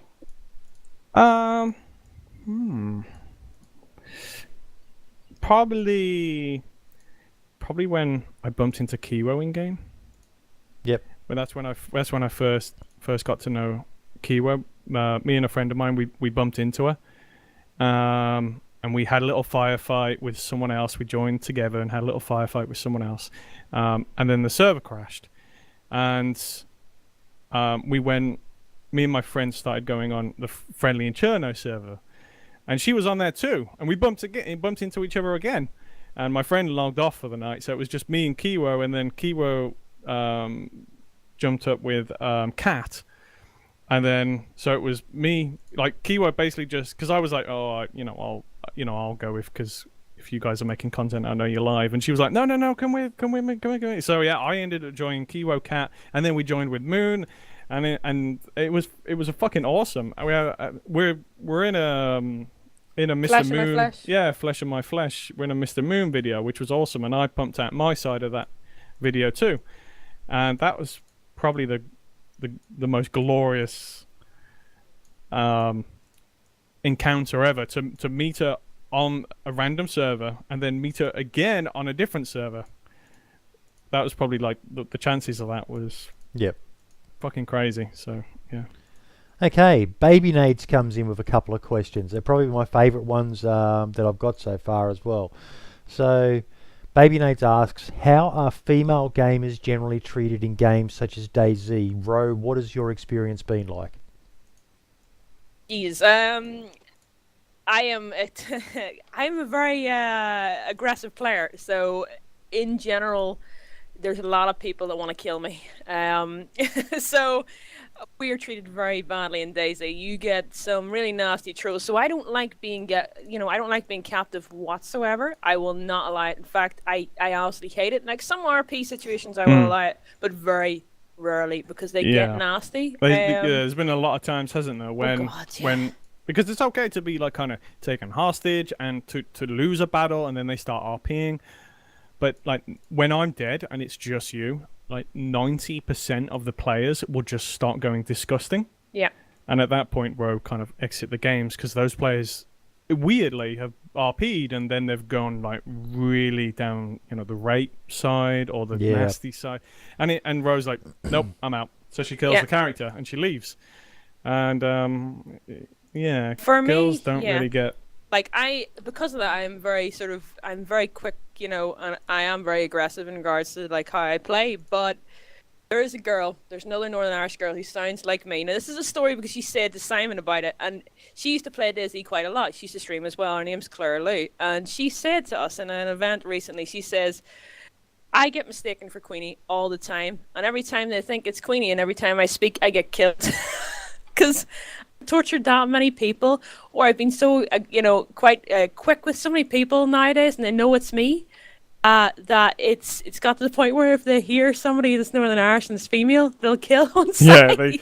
Yeah, Claire keeps getting killed over and over again. He's like, I'm trying to make friends, but they all think I'm Queenie.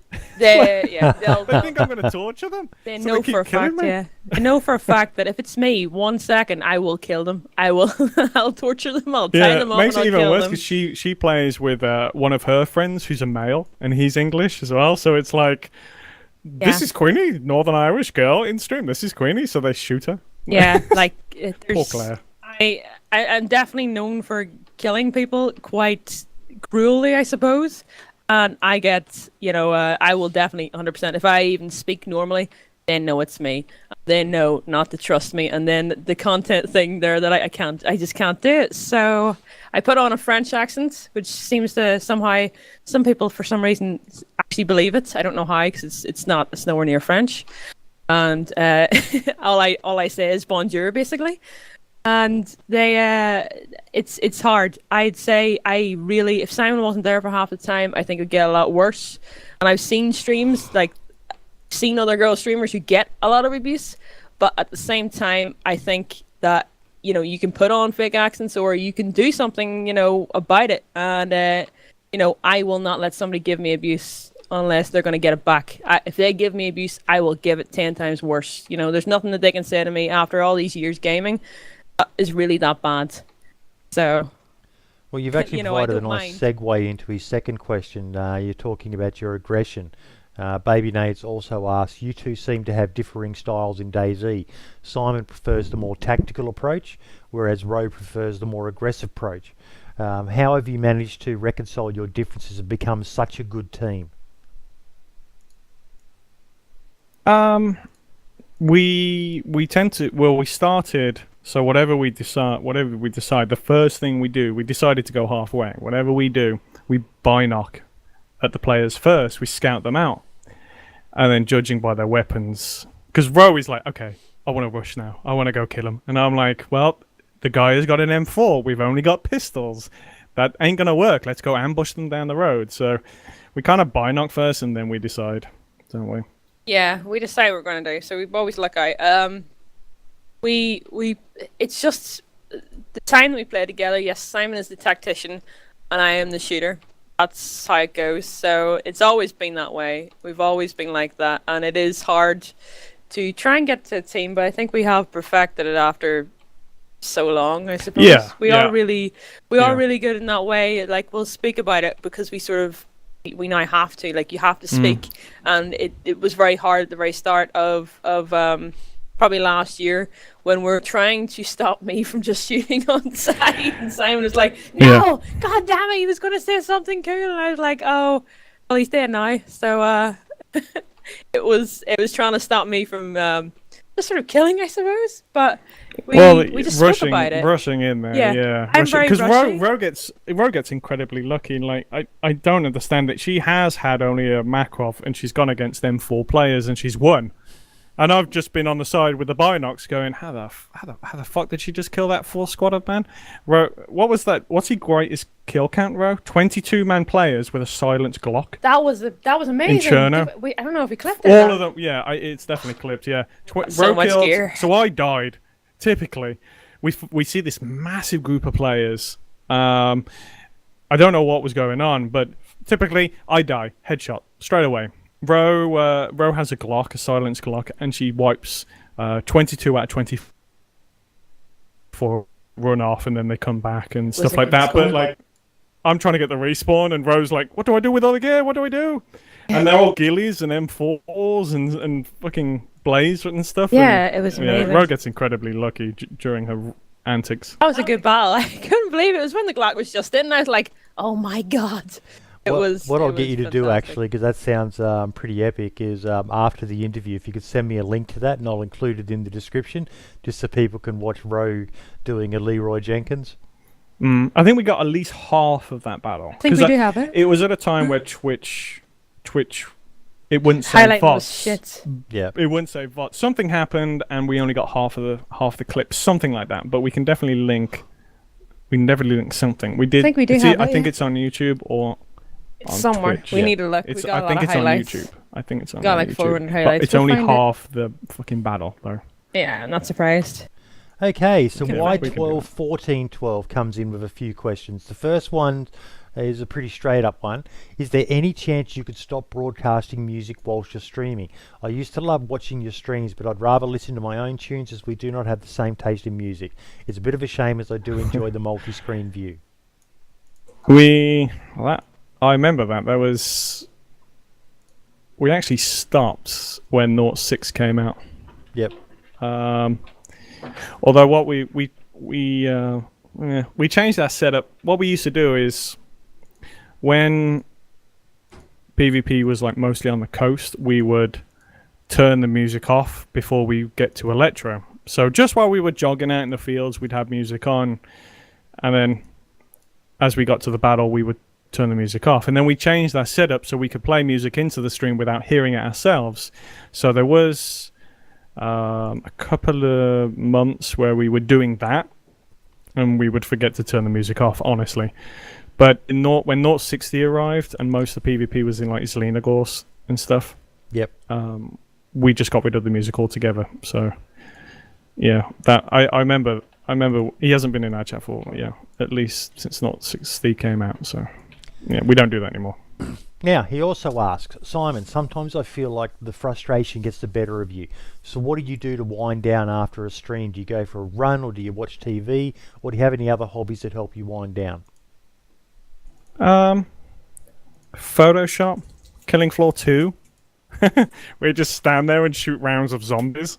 Yeah, that's pretty cool.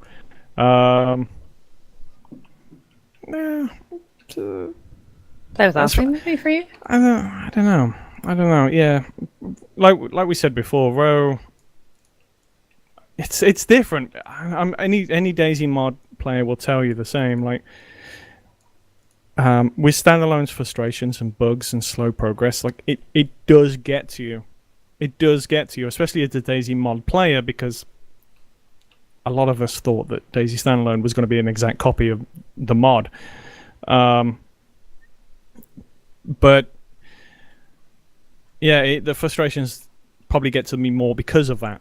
Because like I am invested in this game after like 2,000 hours on mod and then 4,000 hours on standalone, and we're streaming it as well, so the pressure is pretty fucking on. And you're like, Daisy keeps kicking you, or it doesn't do the thing that you want it to do. Like, we had trouble making a fire last stream. Like, we couldn't even make a fire. It said it was raining when it wasn't. Like, even something simple as that really kind of gets to me. Yeah. Because when we started streaming and doing YouTube, like, my dream literally was to make Daisy content. That is my dream. So to have something, to have these bugs and slow progress and stuff like that, you know, go against you in doing that, something that is out of your control. Because the setup we can control, the stream we can control, you know, but it is very frustrating to have your dream kind of squished on, because like you're bugged, you got one bug 5 minutes, another bug another 5 minutes, and half an hour down the line you've been kicked 6 times, you know what I mean? So yeah.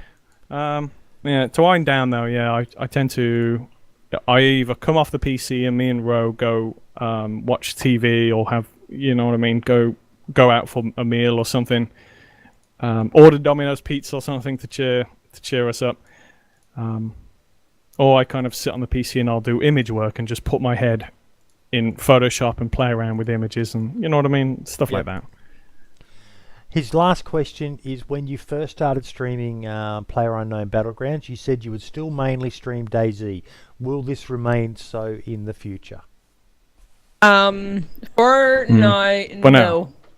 It's the thing is, that was definitely a while ago we put that question out, because now pub is going to be our main game for now, until Dayz gets patched. Now we need that.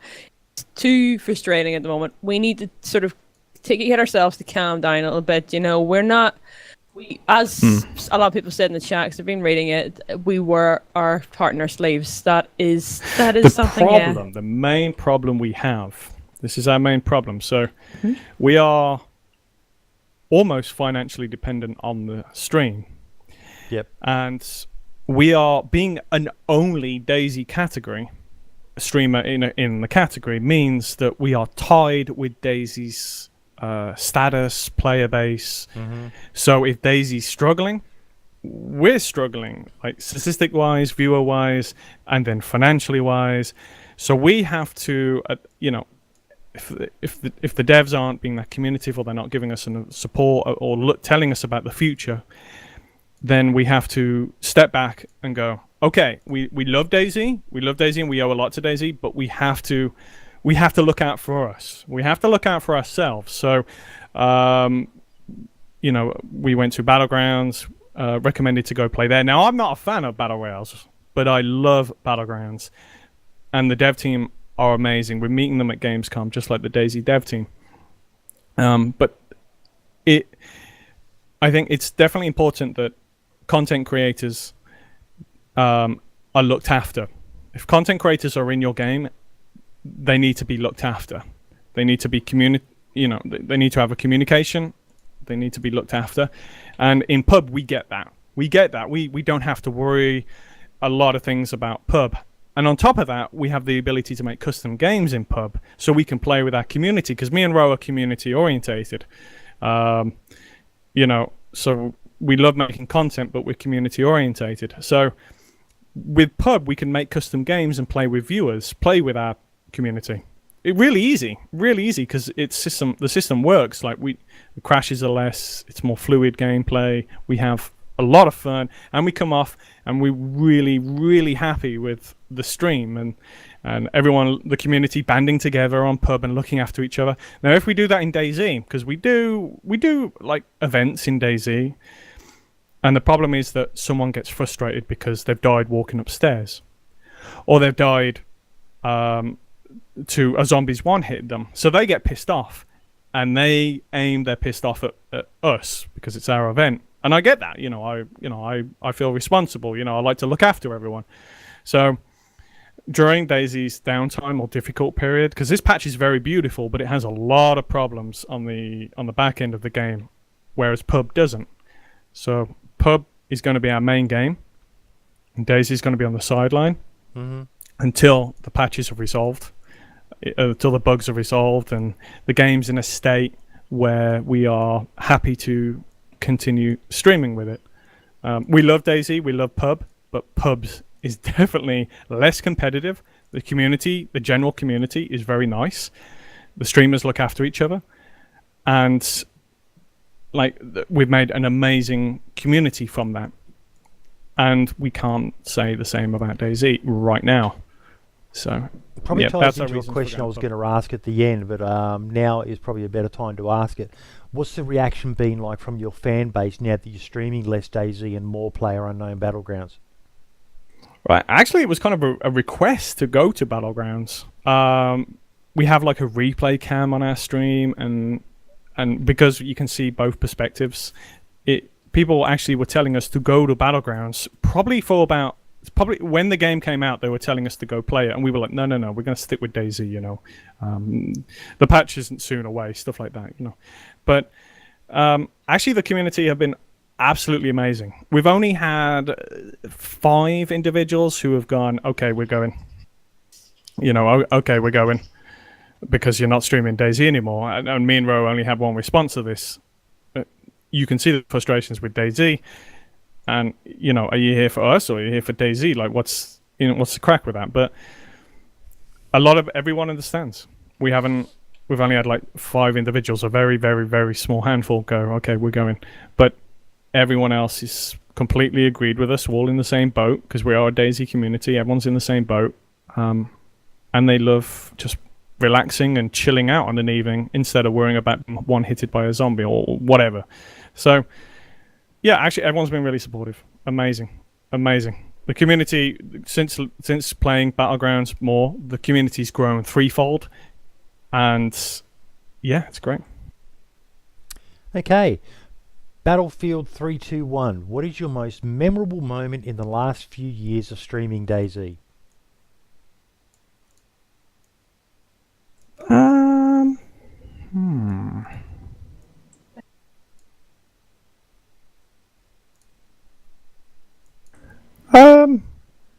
I don't know. We've got so many. I don't know how to pick one.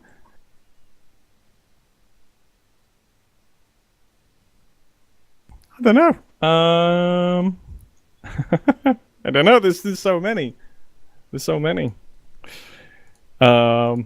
Shit. Ro? What's the memorable moments, Ro? Sorry, she. Yeah, sorry, my sound cut out for some reason.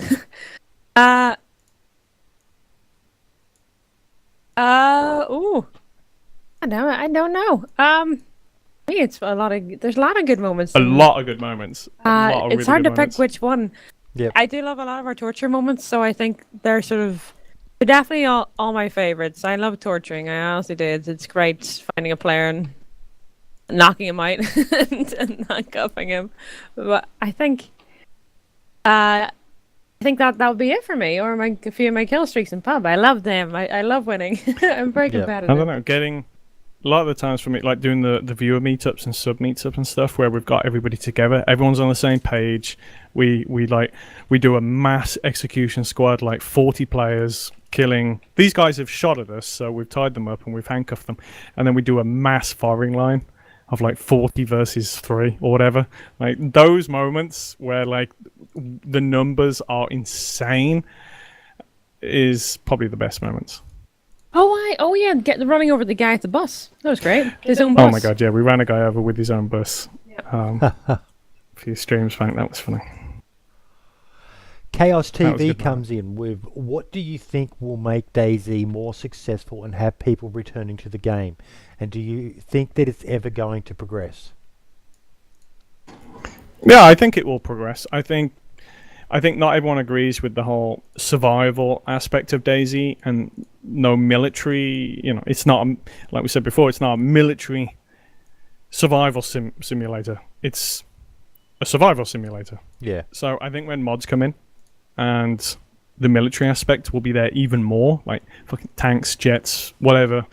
I think people will definitely come back for that more. You know what I mean? So yeah. Okay. Barros UK again. As streamers, you are very welcoming to people into your chat, as well as with answering questions and with the community events. Was this part of your plans, or has it just developed? Don't ever change. We love you, he says at the end.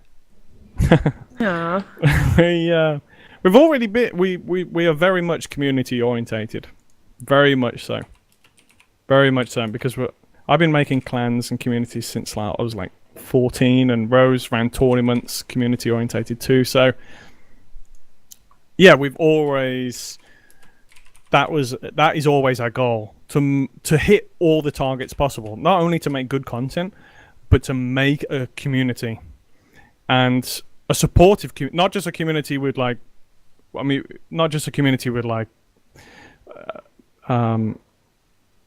just elitists.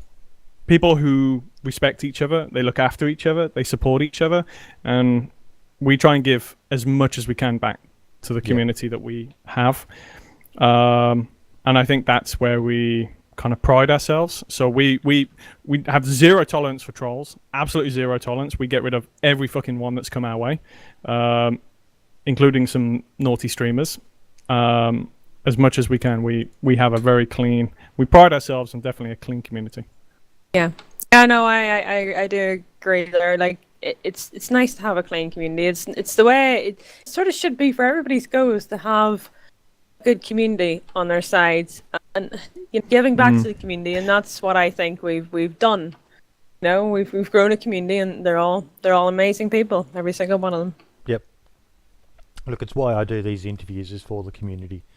I know most of these questions have probably been asked and answered at some stage during your streams and that, but it's nice to have somewhere that people can look to for one location to have most of the common questions and any specific questions that they may have wanted to ask. Barros also comes in with another question. With you having quite distinctive accents, you talked about this earlier as well. Have you ever thought about using a voice changer, as your fake accents that you use are pretty bad? Talking about mine, the fucker. He does say lol joking as well, but yeah. Have you ever thought about that though? No, I would never use a voice changer, I don't think. People tend to shoot you on sight if you have a voice changer. Yeah. We change our voices when we meet people in game because we don't want them to know we're streaming. So I understand definitely what the question really, because we never use our real voices. Yeah. But there are certain things that if you want to make friends with someone in game, you want to make content with someone, don't use a robotic-y voice, the voice changing stuff, because they'll think, okay, something's weird going on, and they'll shoot you.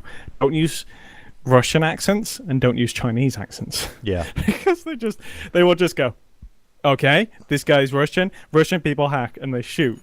So we always put like some weird European. No. Weird. We always put some weird accent on, and it's funny enough for them to understand what we're doing, but not so that they know that we're not aggressive. Yeah. I always do French because it's hilarious. We're trolling them, but we're role playing with them, and a lot of people get that. Yeah, they do. No, there is honestly. It's I think the accent is absolutely hilarious because I use the French one that much that it's really awkward when you're doing a French accent and you're with like a German guy or something, and then you meet a French guy. And the guy goes, "Oh, Francais," and you're like, "No," and then the German guy looks at you like, "You said you were French," and then you're like, "No." That's so funny. The Italian guy I met in Electra was hilarious. He was Italian, right? And I was I copied his accent, and then he asked me, was I Italian? I was like, no, French. And then we met a French guy, and I was like, oh, fuck. So I was like, no. And then I started saying I was Spanish. And what did we meet? We met a Spanish guy. So I was like, for fuck's sake. We met a Spanish guy, and the Italian guy who was originally from us from the start, he was like, what do you... He was walking up to us going, I thought you were French, no? We were like, No, you misunderstand. Do you actually know any French other than Ménage à Trois? Yeah, well, we don't actually speak French. We don't speak any of these languages. That makes it even better. Yeah, so like people are like, that's a weird French accent, or that's a weird Russian accent or whatever. So funny. We're not actually any good at it. Just it works out in funny encounters, I suppose. It's hilarious because I'll change accents all the time. Absolutely, like in the middle of it, it'll completely change to something else, and some of the people just they notice and they stare at you for a minute, and then they go along their business. Oh my god, yeah! You see them, they stare at you, like, what is going on here? And then you can feel that awkwardness, like, okay, they found out now. They found out. It's so funny. Yeah. I love it. I love making people feel awkward though. Battlefield comes in with, when can we expect an IRL cooking stream? Smiley face. Never. I want to do a cooking stream, right? Because Rolex burning the houses. You've ever seen? Well, have you ever seen my Twitter? Right. Recently, I put up a picture of chips. I forgot about them because we were discussing a few things with a few mods, and I forgot about the chips from the oven. And I burned a lot of food, so that's why they want a cooking stream, because I burn food, tomorrow, and then Simon will be like, "Ro, is there food in the oven?" Or, "I smell burning. Are you cooking?" It does. Alfie, our little pug, runs in the room like Lassie, like, fire, do something. It's like, what's going on? What's wrong with the dog? Because I'm cooking. What's wrong with Alfie? Yeah, so that's why they want one. And they want to see how we cook together. I don't know what we cook. Probably Rice Krispie buns, because we don't know how to cook. Like, we really don't. But I think sometime in the next maybe 6 or 7 months, maybe we might be able to do one. But like, how are we going to do it? Because we'd have to either bring one of our PCs down, or we'd have to, which we can't touch the setup because it's so breakable. But I don't know why you're explaining this. We're not doing a cooking stream. We are going to do a cooking stream. Yes, we are. I just put a link into the chat of a video that you need to watch for your inspiration for your cooking stream. It's an Australian couple who do a couple, as in a couple of females who do a mock catering show, which would probably appeal to you very, very well. See, so we should do it, Simon. He just doesn't want to do it because he doesn't like my cooking. He doesn't like my cooking, but like, I don't know what the problem is, because I cooked Christmas dinner this year, so slightly burnt. But I want to do a cooking stream. I've mentioned it several times, and when we get hold of like a laptop, we're probably gonna do it, Simon. Isn't that right? What would you cook? Something. Please don't say Irish stew. No, I don't need Irish stew. Any type of recipes that come just out of Ireland are horrible. I don't care what anybody says. Irish stew's horrible. It's disgusting. Okay, and the last question is from Cam Can't Run, and he says, "What was the biggest step in pushing you to where you are now? Was there a turning point for you guys?" Oh, not this guy. Not Cam. I love Cam. What was the biggest push? Biggest step in pushing you to where you are now. Was there a turning point? Yeah, we were doing the Double Vision stream, kind of but in a very budget sense. Like, it was a terrible. There was like, every time we swapped layer, there was like a big black 5-second delay on the transfer of screens.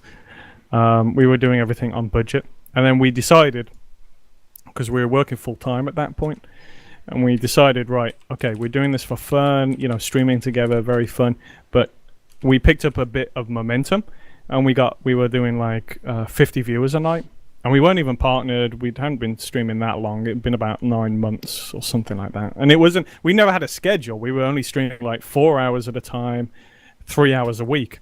So that's pretty much nothing, really. But we got a community together, and we made connections with people like Minder when we were being noticed around more because of our setup, and we decided we can do this. We can go all the way. We could probably push for partnership at some stage.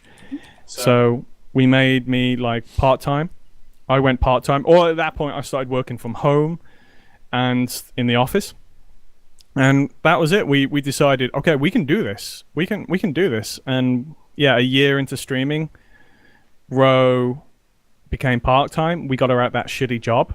And a couple of months down the line, after celebrating that, we got partnership, and that kind of blew us away. So yeah. Actually, a week after. Oh, a week after when I quit that job and said to them, go a week screw after, and then themselves. all of a sudden we got partnership, because we only put a partnership entry in pretty early on, so they would notice us, and you know that's how it used to work back then. And then we put another partnership application in, and we got it, and we were like, what the fuck, what the hell? Yeah, and Twitch were really supportive. They sent us messages back, and they said, okay, well, you need to get to this point. And for some reason, we just got an amazing Twitch member of staff replying to the first partnership. Yeah. I don't know what the names are probably fake, to be honest, Ro. But this one guy was like, "Okay, guys, you got to do this, this, and this," and we were like, "What the fuck? Twitch never speaks to anyone. You put an app in, and they send you a default reply like, sorry, too many partners, blah blah blah." And we were like, "Holy fuck, what the hell?" So yeah, that helped us a lot, and yeah. Yeah. That's really good. Like, definitely, I think that whoever replied us gives like Never a little found bit of out who that guy encouragement. was either. No, it's good. Okay, some final questions. Now, having been on the receiving end of an encounter with you guys where I was lucky enough to survive, what prompts you to let someone live, such as you did with me? Or, yeah, because you both are renowned for being very good PvPers. Well, actually, I recognized your voice. I knew who you were. That's the reason why we sort of didn't go hardcore. And I was like, No, this basically, I remember I had that MP5, and I gunned your legs down. Fucking wrecked me.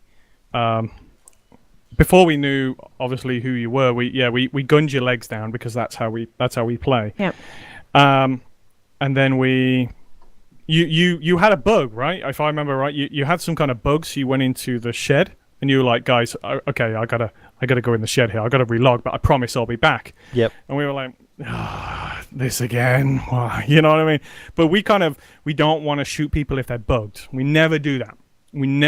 Like, we play fair every time. So yeah, we let you relog, and the moment you came back, we were like, okay, this guy's a man of his word. He's playing fair, so that rules out killing you, because whatever we do to you, you're an honourable. You know, you're playing with us. Yep. You're playing with us, so we're not going to kill you.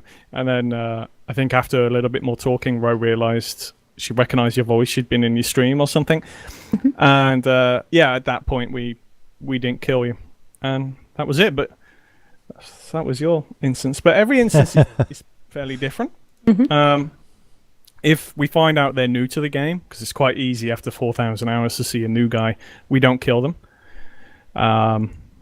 We'll mostly we help them if anything, but if we're looking for torture interaction, we'll torture them, but we won't kill them. We'll say, like the last guy was a good example. The guy we burnt in that car, and we got that zombie to batter him.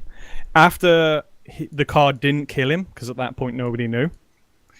After burning the car with a matchbox didn't kill him, we got him to get out the car. We put a burlap on his head. We gave him a saline, and he went on his way. We let him go. He was obviously fairly new to the game. He just liked the interaction. Yep. So it's different every time. If they're aggressive, if they're mouthy, we pretty much, we're going to torture them. We're going to kill them. If they're kind of RPing with it, and they're relatively new, we won't kill them. But if they're RPing with it and they kind of know they're going to die, we kill them, but we get their pulse name, and often we'll send them a message later if they're Steam, because we can see the Steam list, obviously. And at that point in time, the player list existed, so you could kind of tell they were still on the server and they were coming back.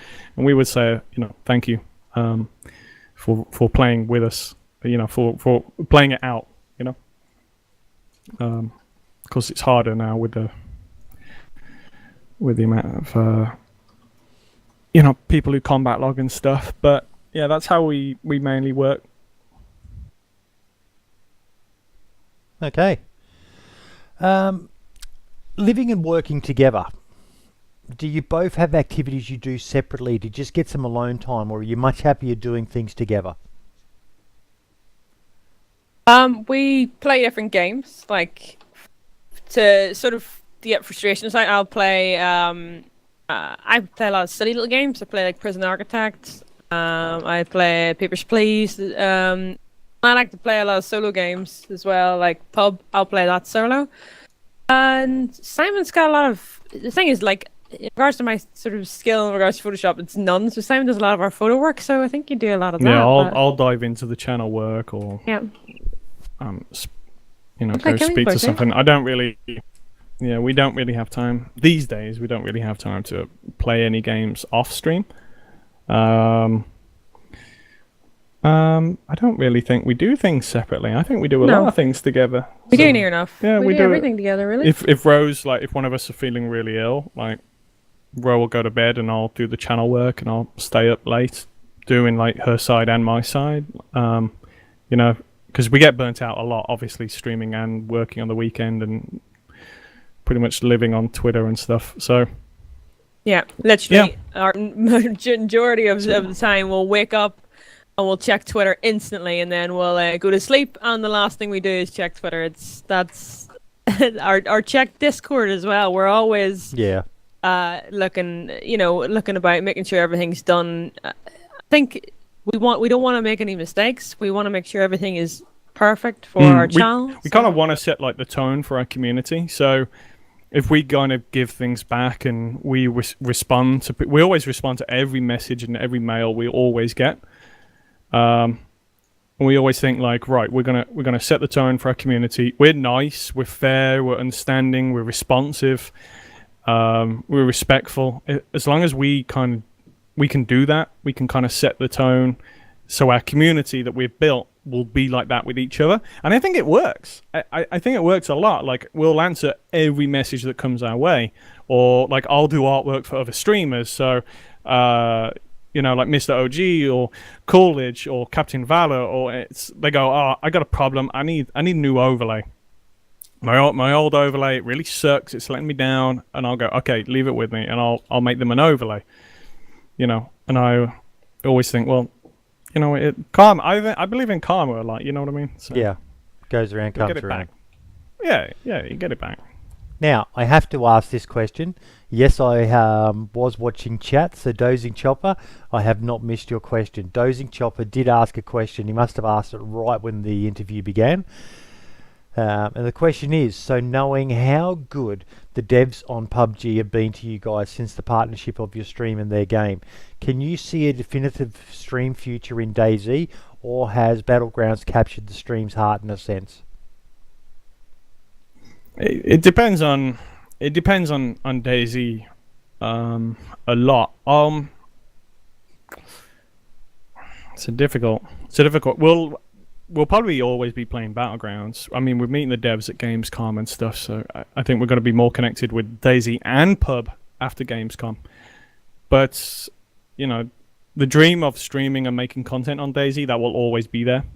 I think a lot of streamers, like Moon and Blackout and Jam, they're all really frustrated with the game at the moment. Really frustrated, and they can't survive financially on Dayz. Yeah.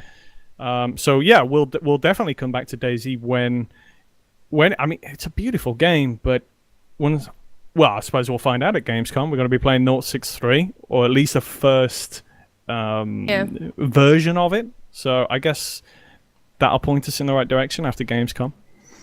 We'll always be playing Dayz, and we have plenty of room for Pub. I've said this before on other streams and that, but probably my answer to the question, if there was anything you could say to the devs, is they need to do more for those who are promoting their game. I know they're kind of limited, but the stuff that Battlegrounds has done with its streamers and content creators is absolutely amazing. They're getting themselves so much free advertising and doing everything they can to help the streamers and the content creators who are legitimate, and they're not afraid to lay the smackdown, as Dr. Disrespect saw, where it needs to be laid down. But Dayz could learn a lot from that, and that's why I do like that they've expanded the community spotlight section a bit, but I think they need to be doing more. There's so many content creators out there who are doing so much to promote this game, and they could be doing more to assist them. Yeah, we agree completely. Yeah, Yeah, we agree Completely. It's very strange. It's a difficult one. It's a difficult one. Without spilling the beans too much of what we know, it's very difficult. Putting kind of yourself in their shoes is. I understand it. That the frustrations of the player base, even though you've kind of explained yourself, maybe not clear enough, but you've done your best, because obviously their English is mostly their second language and stuff like that, you know. So, I don't know. It's very. I completely agree. They need to put streamers first. I understand the frustration of. They need to separate the fact that streamers aren't regular players. We are helping. We do love the game. We're not in it just for money. We're not greedy. Like most of us, 90% of the Dayz streamers aren't just greedy for money. We don't want just to stream Dayz and soak up the community and poison and toxic them. We want to make the game better. We want our feedback heard. We want the suggestions that we've had heard. We want a response back if we have a question about the game. We don't want to be blocked on Twitter. We don't want to be unfollowed on Twitter. Yeah. You know, me and Ro try and avoid that drama as much as possible, but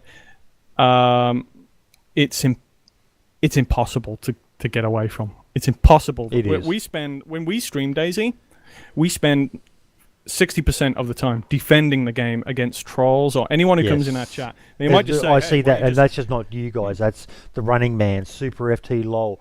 You know, the people who are still streaming the game. They spend so much time defending it. And it's like, well, I can imagine their response would be, "Hey, just mute them, just block them." And it's like, well, that's not really the answer, because the trolls and stream snipers and hackers, they are not like, right, with, you know, there will always be a flood of them. You know, that is just the way it is.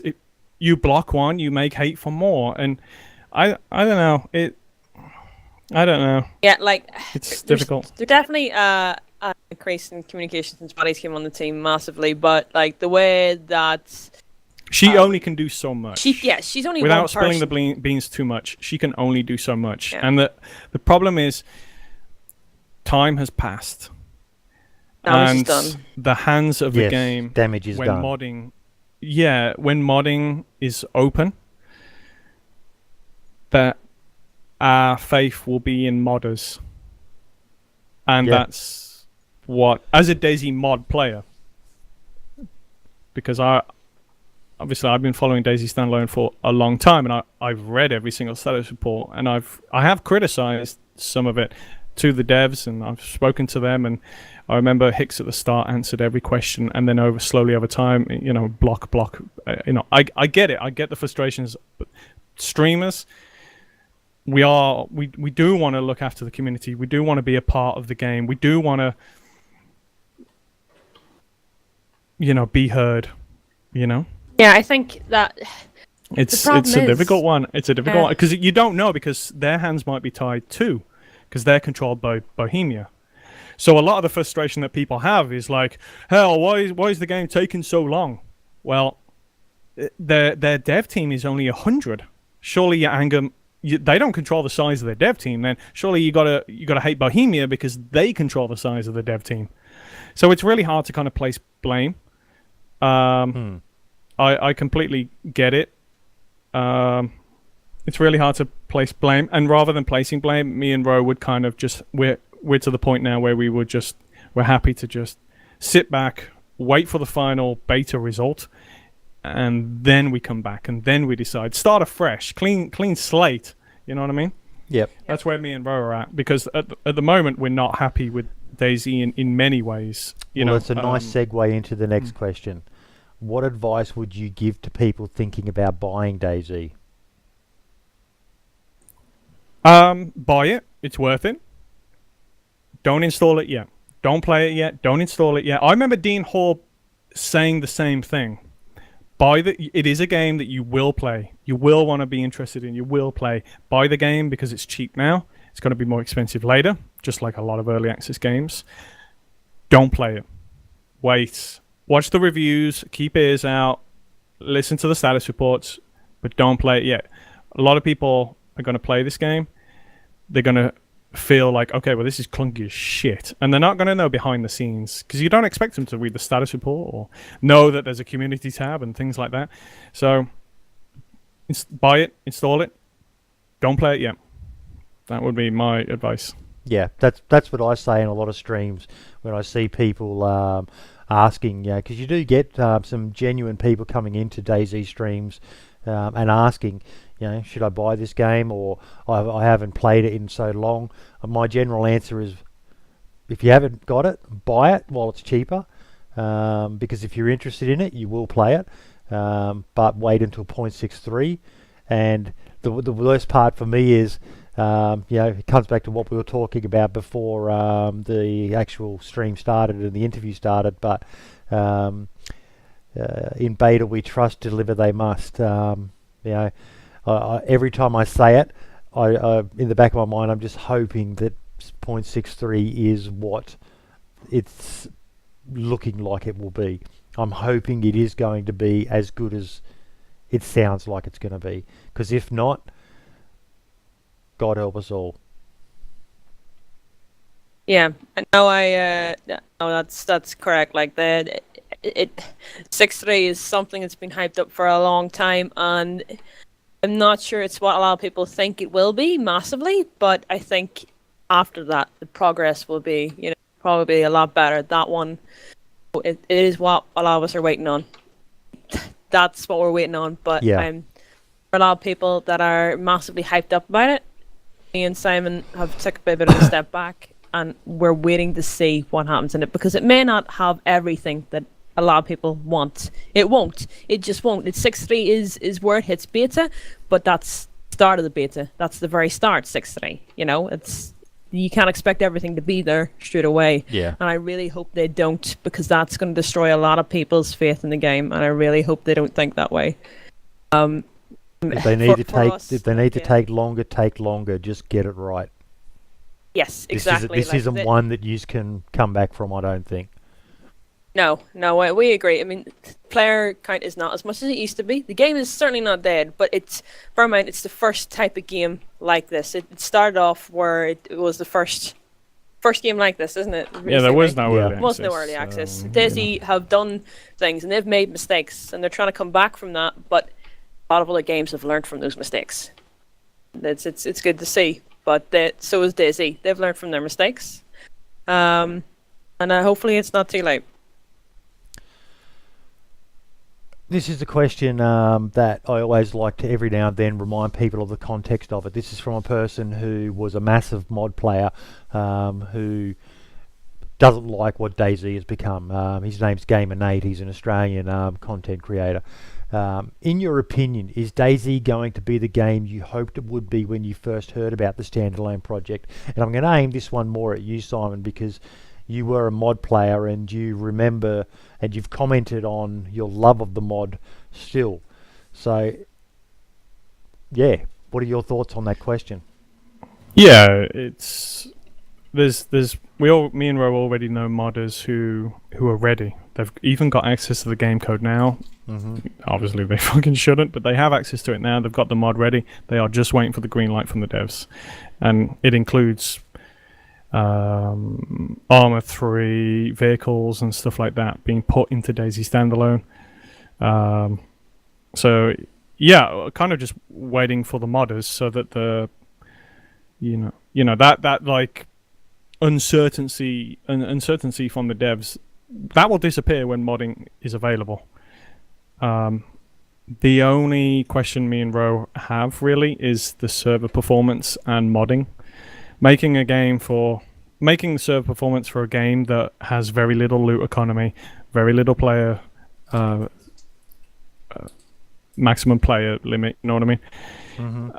And then modding is enabled, and modders come along and they put tanks, vehicles, jets, the whole works, and how's the server performance going to creep up? Because right now, 0.63, the server performance is fucking shit, but it should improve as the new technology is implemented in the game. I'm just hoping it's enough performance to allow modders to just like really push the boundaries. Yep. And we don't run around with reinvigorate 15 the game. FPS. Yeah, we don't run around with like, hey, we got our tanks, but there's not enough server performance to actually use them. That's the only concern that me and Ro have. But we're optimistic. We're optimistic that the modders that we know will already, and the devs are there because the devs are supporting them too. You know, they're making mod control panels and stuff like that, so that modders can easily mod the game, and that's good. That's good to hear. That's really good. The fact they're not stumping modders. So it looks promising. We're all optimistic. Really, on the whole. Okay, the very last question for both of you is, what can we expect from you both in the future?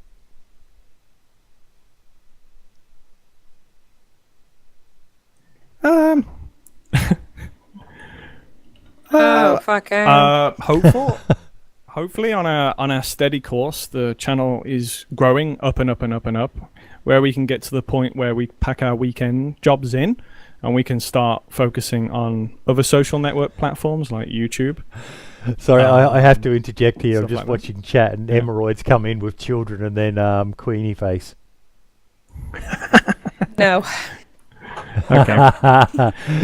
Shut down, Emeroid. Oh, yeah, so looking forward to kind of seeing the chat, because the channel, the problem with going zero policy on trolls is that you have a very clean community, but the statistics are lower because you're getting rid of the trolls. If you are letting the trolls stay in, your statistics are going to be high, your viewer count is going to be high, Yep.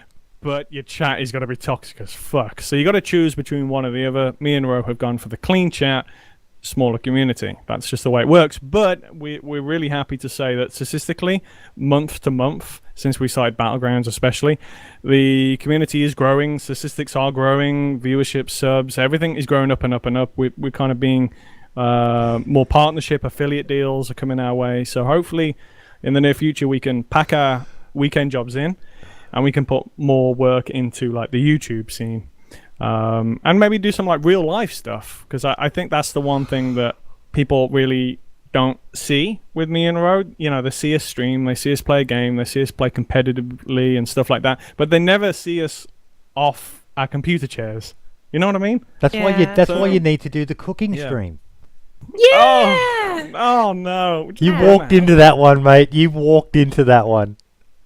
Yeah, we need a cooking Simon. We'd be so amazing. I am a great cook, Kappa. Oh, I think sounds right. I think definitely YouTube. We want to work on that now. Somebody. yeah, kind of a portal where people can Yeah. see us. They can access our content We're real when we're people. not on stream. Yeah. You know what I mean? And Yep. give an insight into our real life. I think that is one of our goals. Have you that'd thought be- of doing that'd be stuff cool. similar to what Deadly Slob does, where he doesn't do the highly edited videos? It's a formula that is working so successfully for him. The Q&A stuff he does. Yeah, the Q&A that? stuff, and also the way he does his video uploads as well, where he's putting his content out there, but he doesn't do the highly edited content such as like the Running Man or a Fubar Bundy production. Yeah, we want to go down the avenue of high quality content. That's Yep. something I think me and Ro both agree on. We Yeah, want to go because we have such a high quality stream and a high quality community. I don't just want to throw random stuff on the YouTube channel Yep. and have it like, just this isn't really edited. You know what I mean? Like for us, right? That's just we our are preference. more organized than what it looks like. So for example, we now have. I gotta say this because Simon's smiling because this was his idea. We have a little whiteboard thing on our door now of stuff we need to do weekly, every single day, broken down. So when we sort of get. Stop looking at it, Simon. When we sort of get like into a rhythm, Simon's gonna show it on the thing. But when we get into a rhythm of that, then we'll go more on YouTube. But at the end of the day, streaming takes a lot of our time. We stream a lot and we work a lot, and we work a lot on this channel. So there's, for me, and for Simon, I think that YouTube will be definitely something we bring into. We've only just recently started Instagram and stuff like that. Another portal, really. Yeah. Another platform to grow on, really. We don't want it. We're not been ignoring YouTube. It's just that we don't have the time. Yeah. We do a lot of community projects to give back to our community, and that kind of eats up a lot. And then we work in real life as well. So, yeah. But yeah, we move the real life working situation, and we'll have more free time to do YouTube, which would be great. Yeah, and in regards to all the other comments, because I've seen the chat light up in regards to the cooking stream and the family stuff. We already have a pug. Guys, stop saying about the kids. We have a handful. A pug is a handful. And yeah, we're pretty happy where we are now, and the more sort of things grow, you know, a lot of stuff in the chat. We've only been together 3 years, guys. For God's sake, we're not like we're not married or anything like that. Stop mentioning fucking children, all right? I thought you said you were a troll-free chat. God damn it! We're gonna have 9 children. We're not gonna have 9 children. No, the best comment I saw was, I want a big family and bro, one. good Irish girls have lots of babies. Now that is the thing. If you come from a large family, like I do, you do not want. You don't, because you just don't. Honestly, I am Irish. There is a lot of people on my dad's side, my mum's side. My granny only had 2 daughters for a goddamn reason. So, no, I think 1 would be enough. That's really it. That's. I'm nose now. So That's really it. 1 is it. We've got. We're gonna have 9 children. Treat him like our child. They're all gonna have a stream monitor. We're gonna have not a triple, not a quadruple vision. We're gonna have a 9 triple vision stream. 9 different captures, 9 different webcams. We're gonna do it. That's it. Yeah. Get a live stream the birth and everything. Yeah. You said you want to show people more about your life. No. Eventually we'll have 1 kid, but it's way in the future. Look, guys, I want to thank you so much for taking the time to do this interview with me. It's been an absolute blast. I think it's been the longest one yet, but I kind of expected that, interviewing the both of you.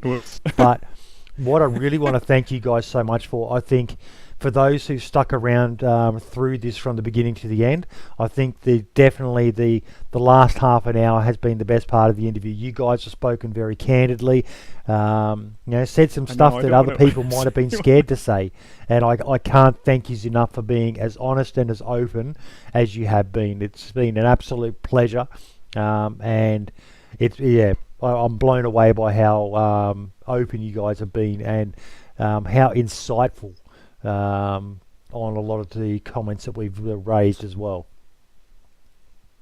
Well, thank you so much. I know it's like 3 o'clock or something there in Australia, so I've been up since 1:30. It's now 4:30, so or 4:40. And you're still recovering from your surgery, right? Didn't you have your gallbladder removed? Like I've had one hell of a ride, mate. A year ago, I had weight loss surgery done. I've lost about 50 odd kilos in the last year. Holy shit! Then about a month ago, I had my hernia repair done. That's why I had the weight loss done. I had a massive umbilical hernia. I had about 4 feet of stomach, intestine, and stomach sac, and all the rest of it sitting on the outside of my abdominal wall. And then a week after that surgery, I started getting pains, and it turns out I had to get gallbladder removed. So yeah, I'm sick of fucking hospitals. Yeah, don't want to say too much because we never say what we do for real life, but we work in the industry, so we know most of what you said. So yeah, it's fucking horrible. Yeah. Well done, man. Congrats, big time. No, thank you guys. Thanks for that. Look, I'm going to end it there. I will let you guys continue your stream. Thank you so much. And if you can remember to send me that link to that video we were talking about of Queenie on the wrecking crew in Cherno, it'd be amazing. And hello Hatham in chat as well. Someone commenting there's an Aussie on voice. Yeah, thank you so much, dude.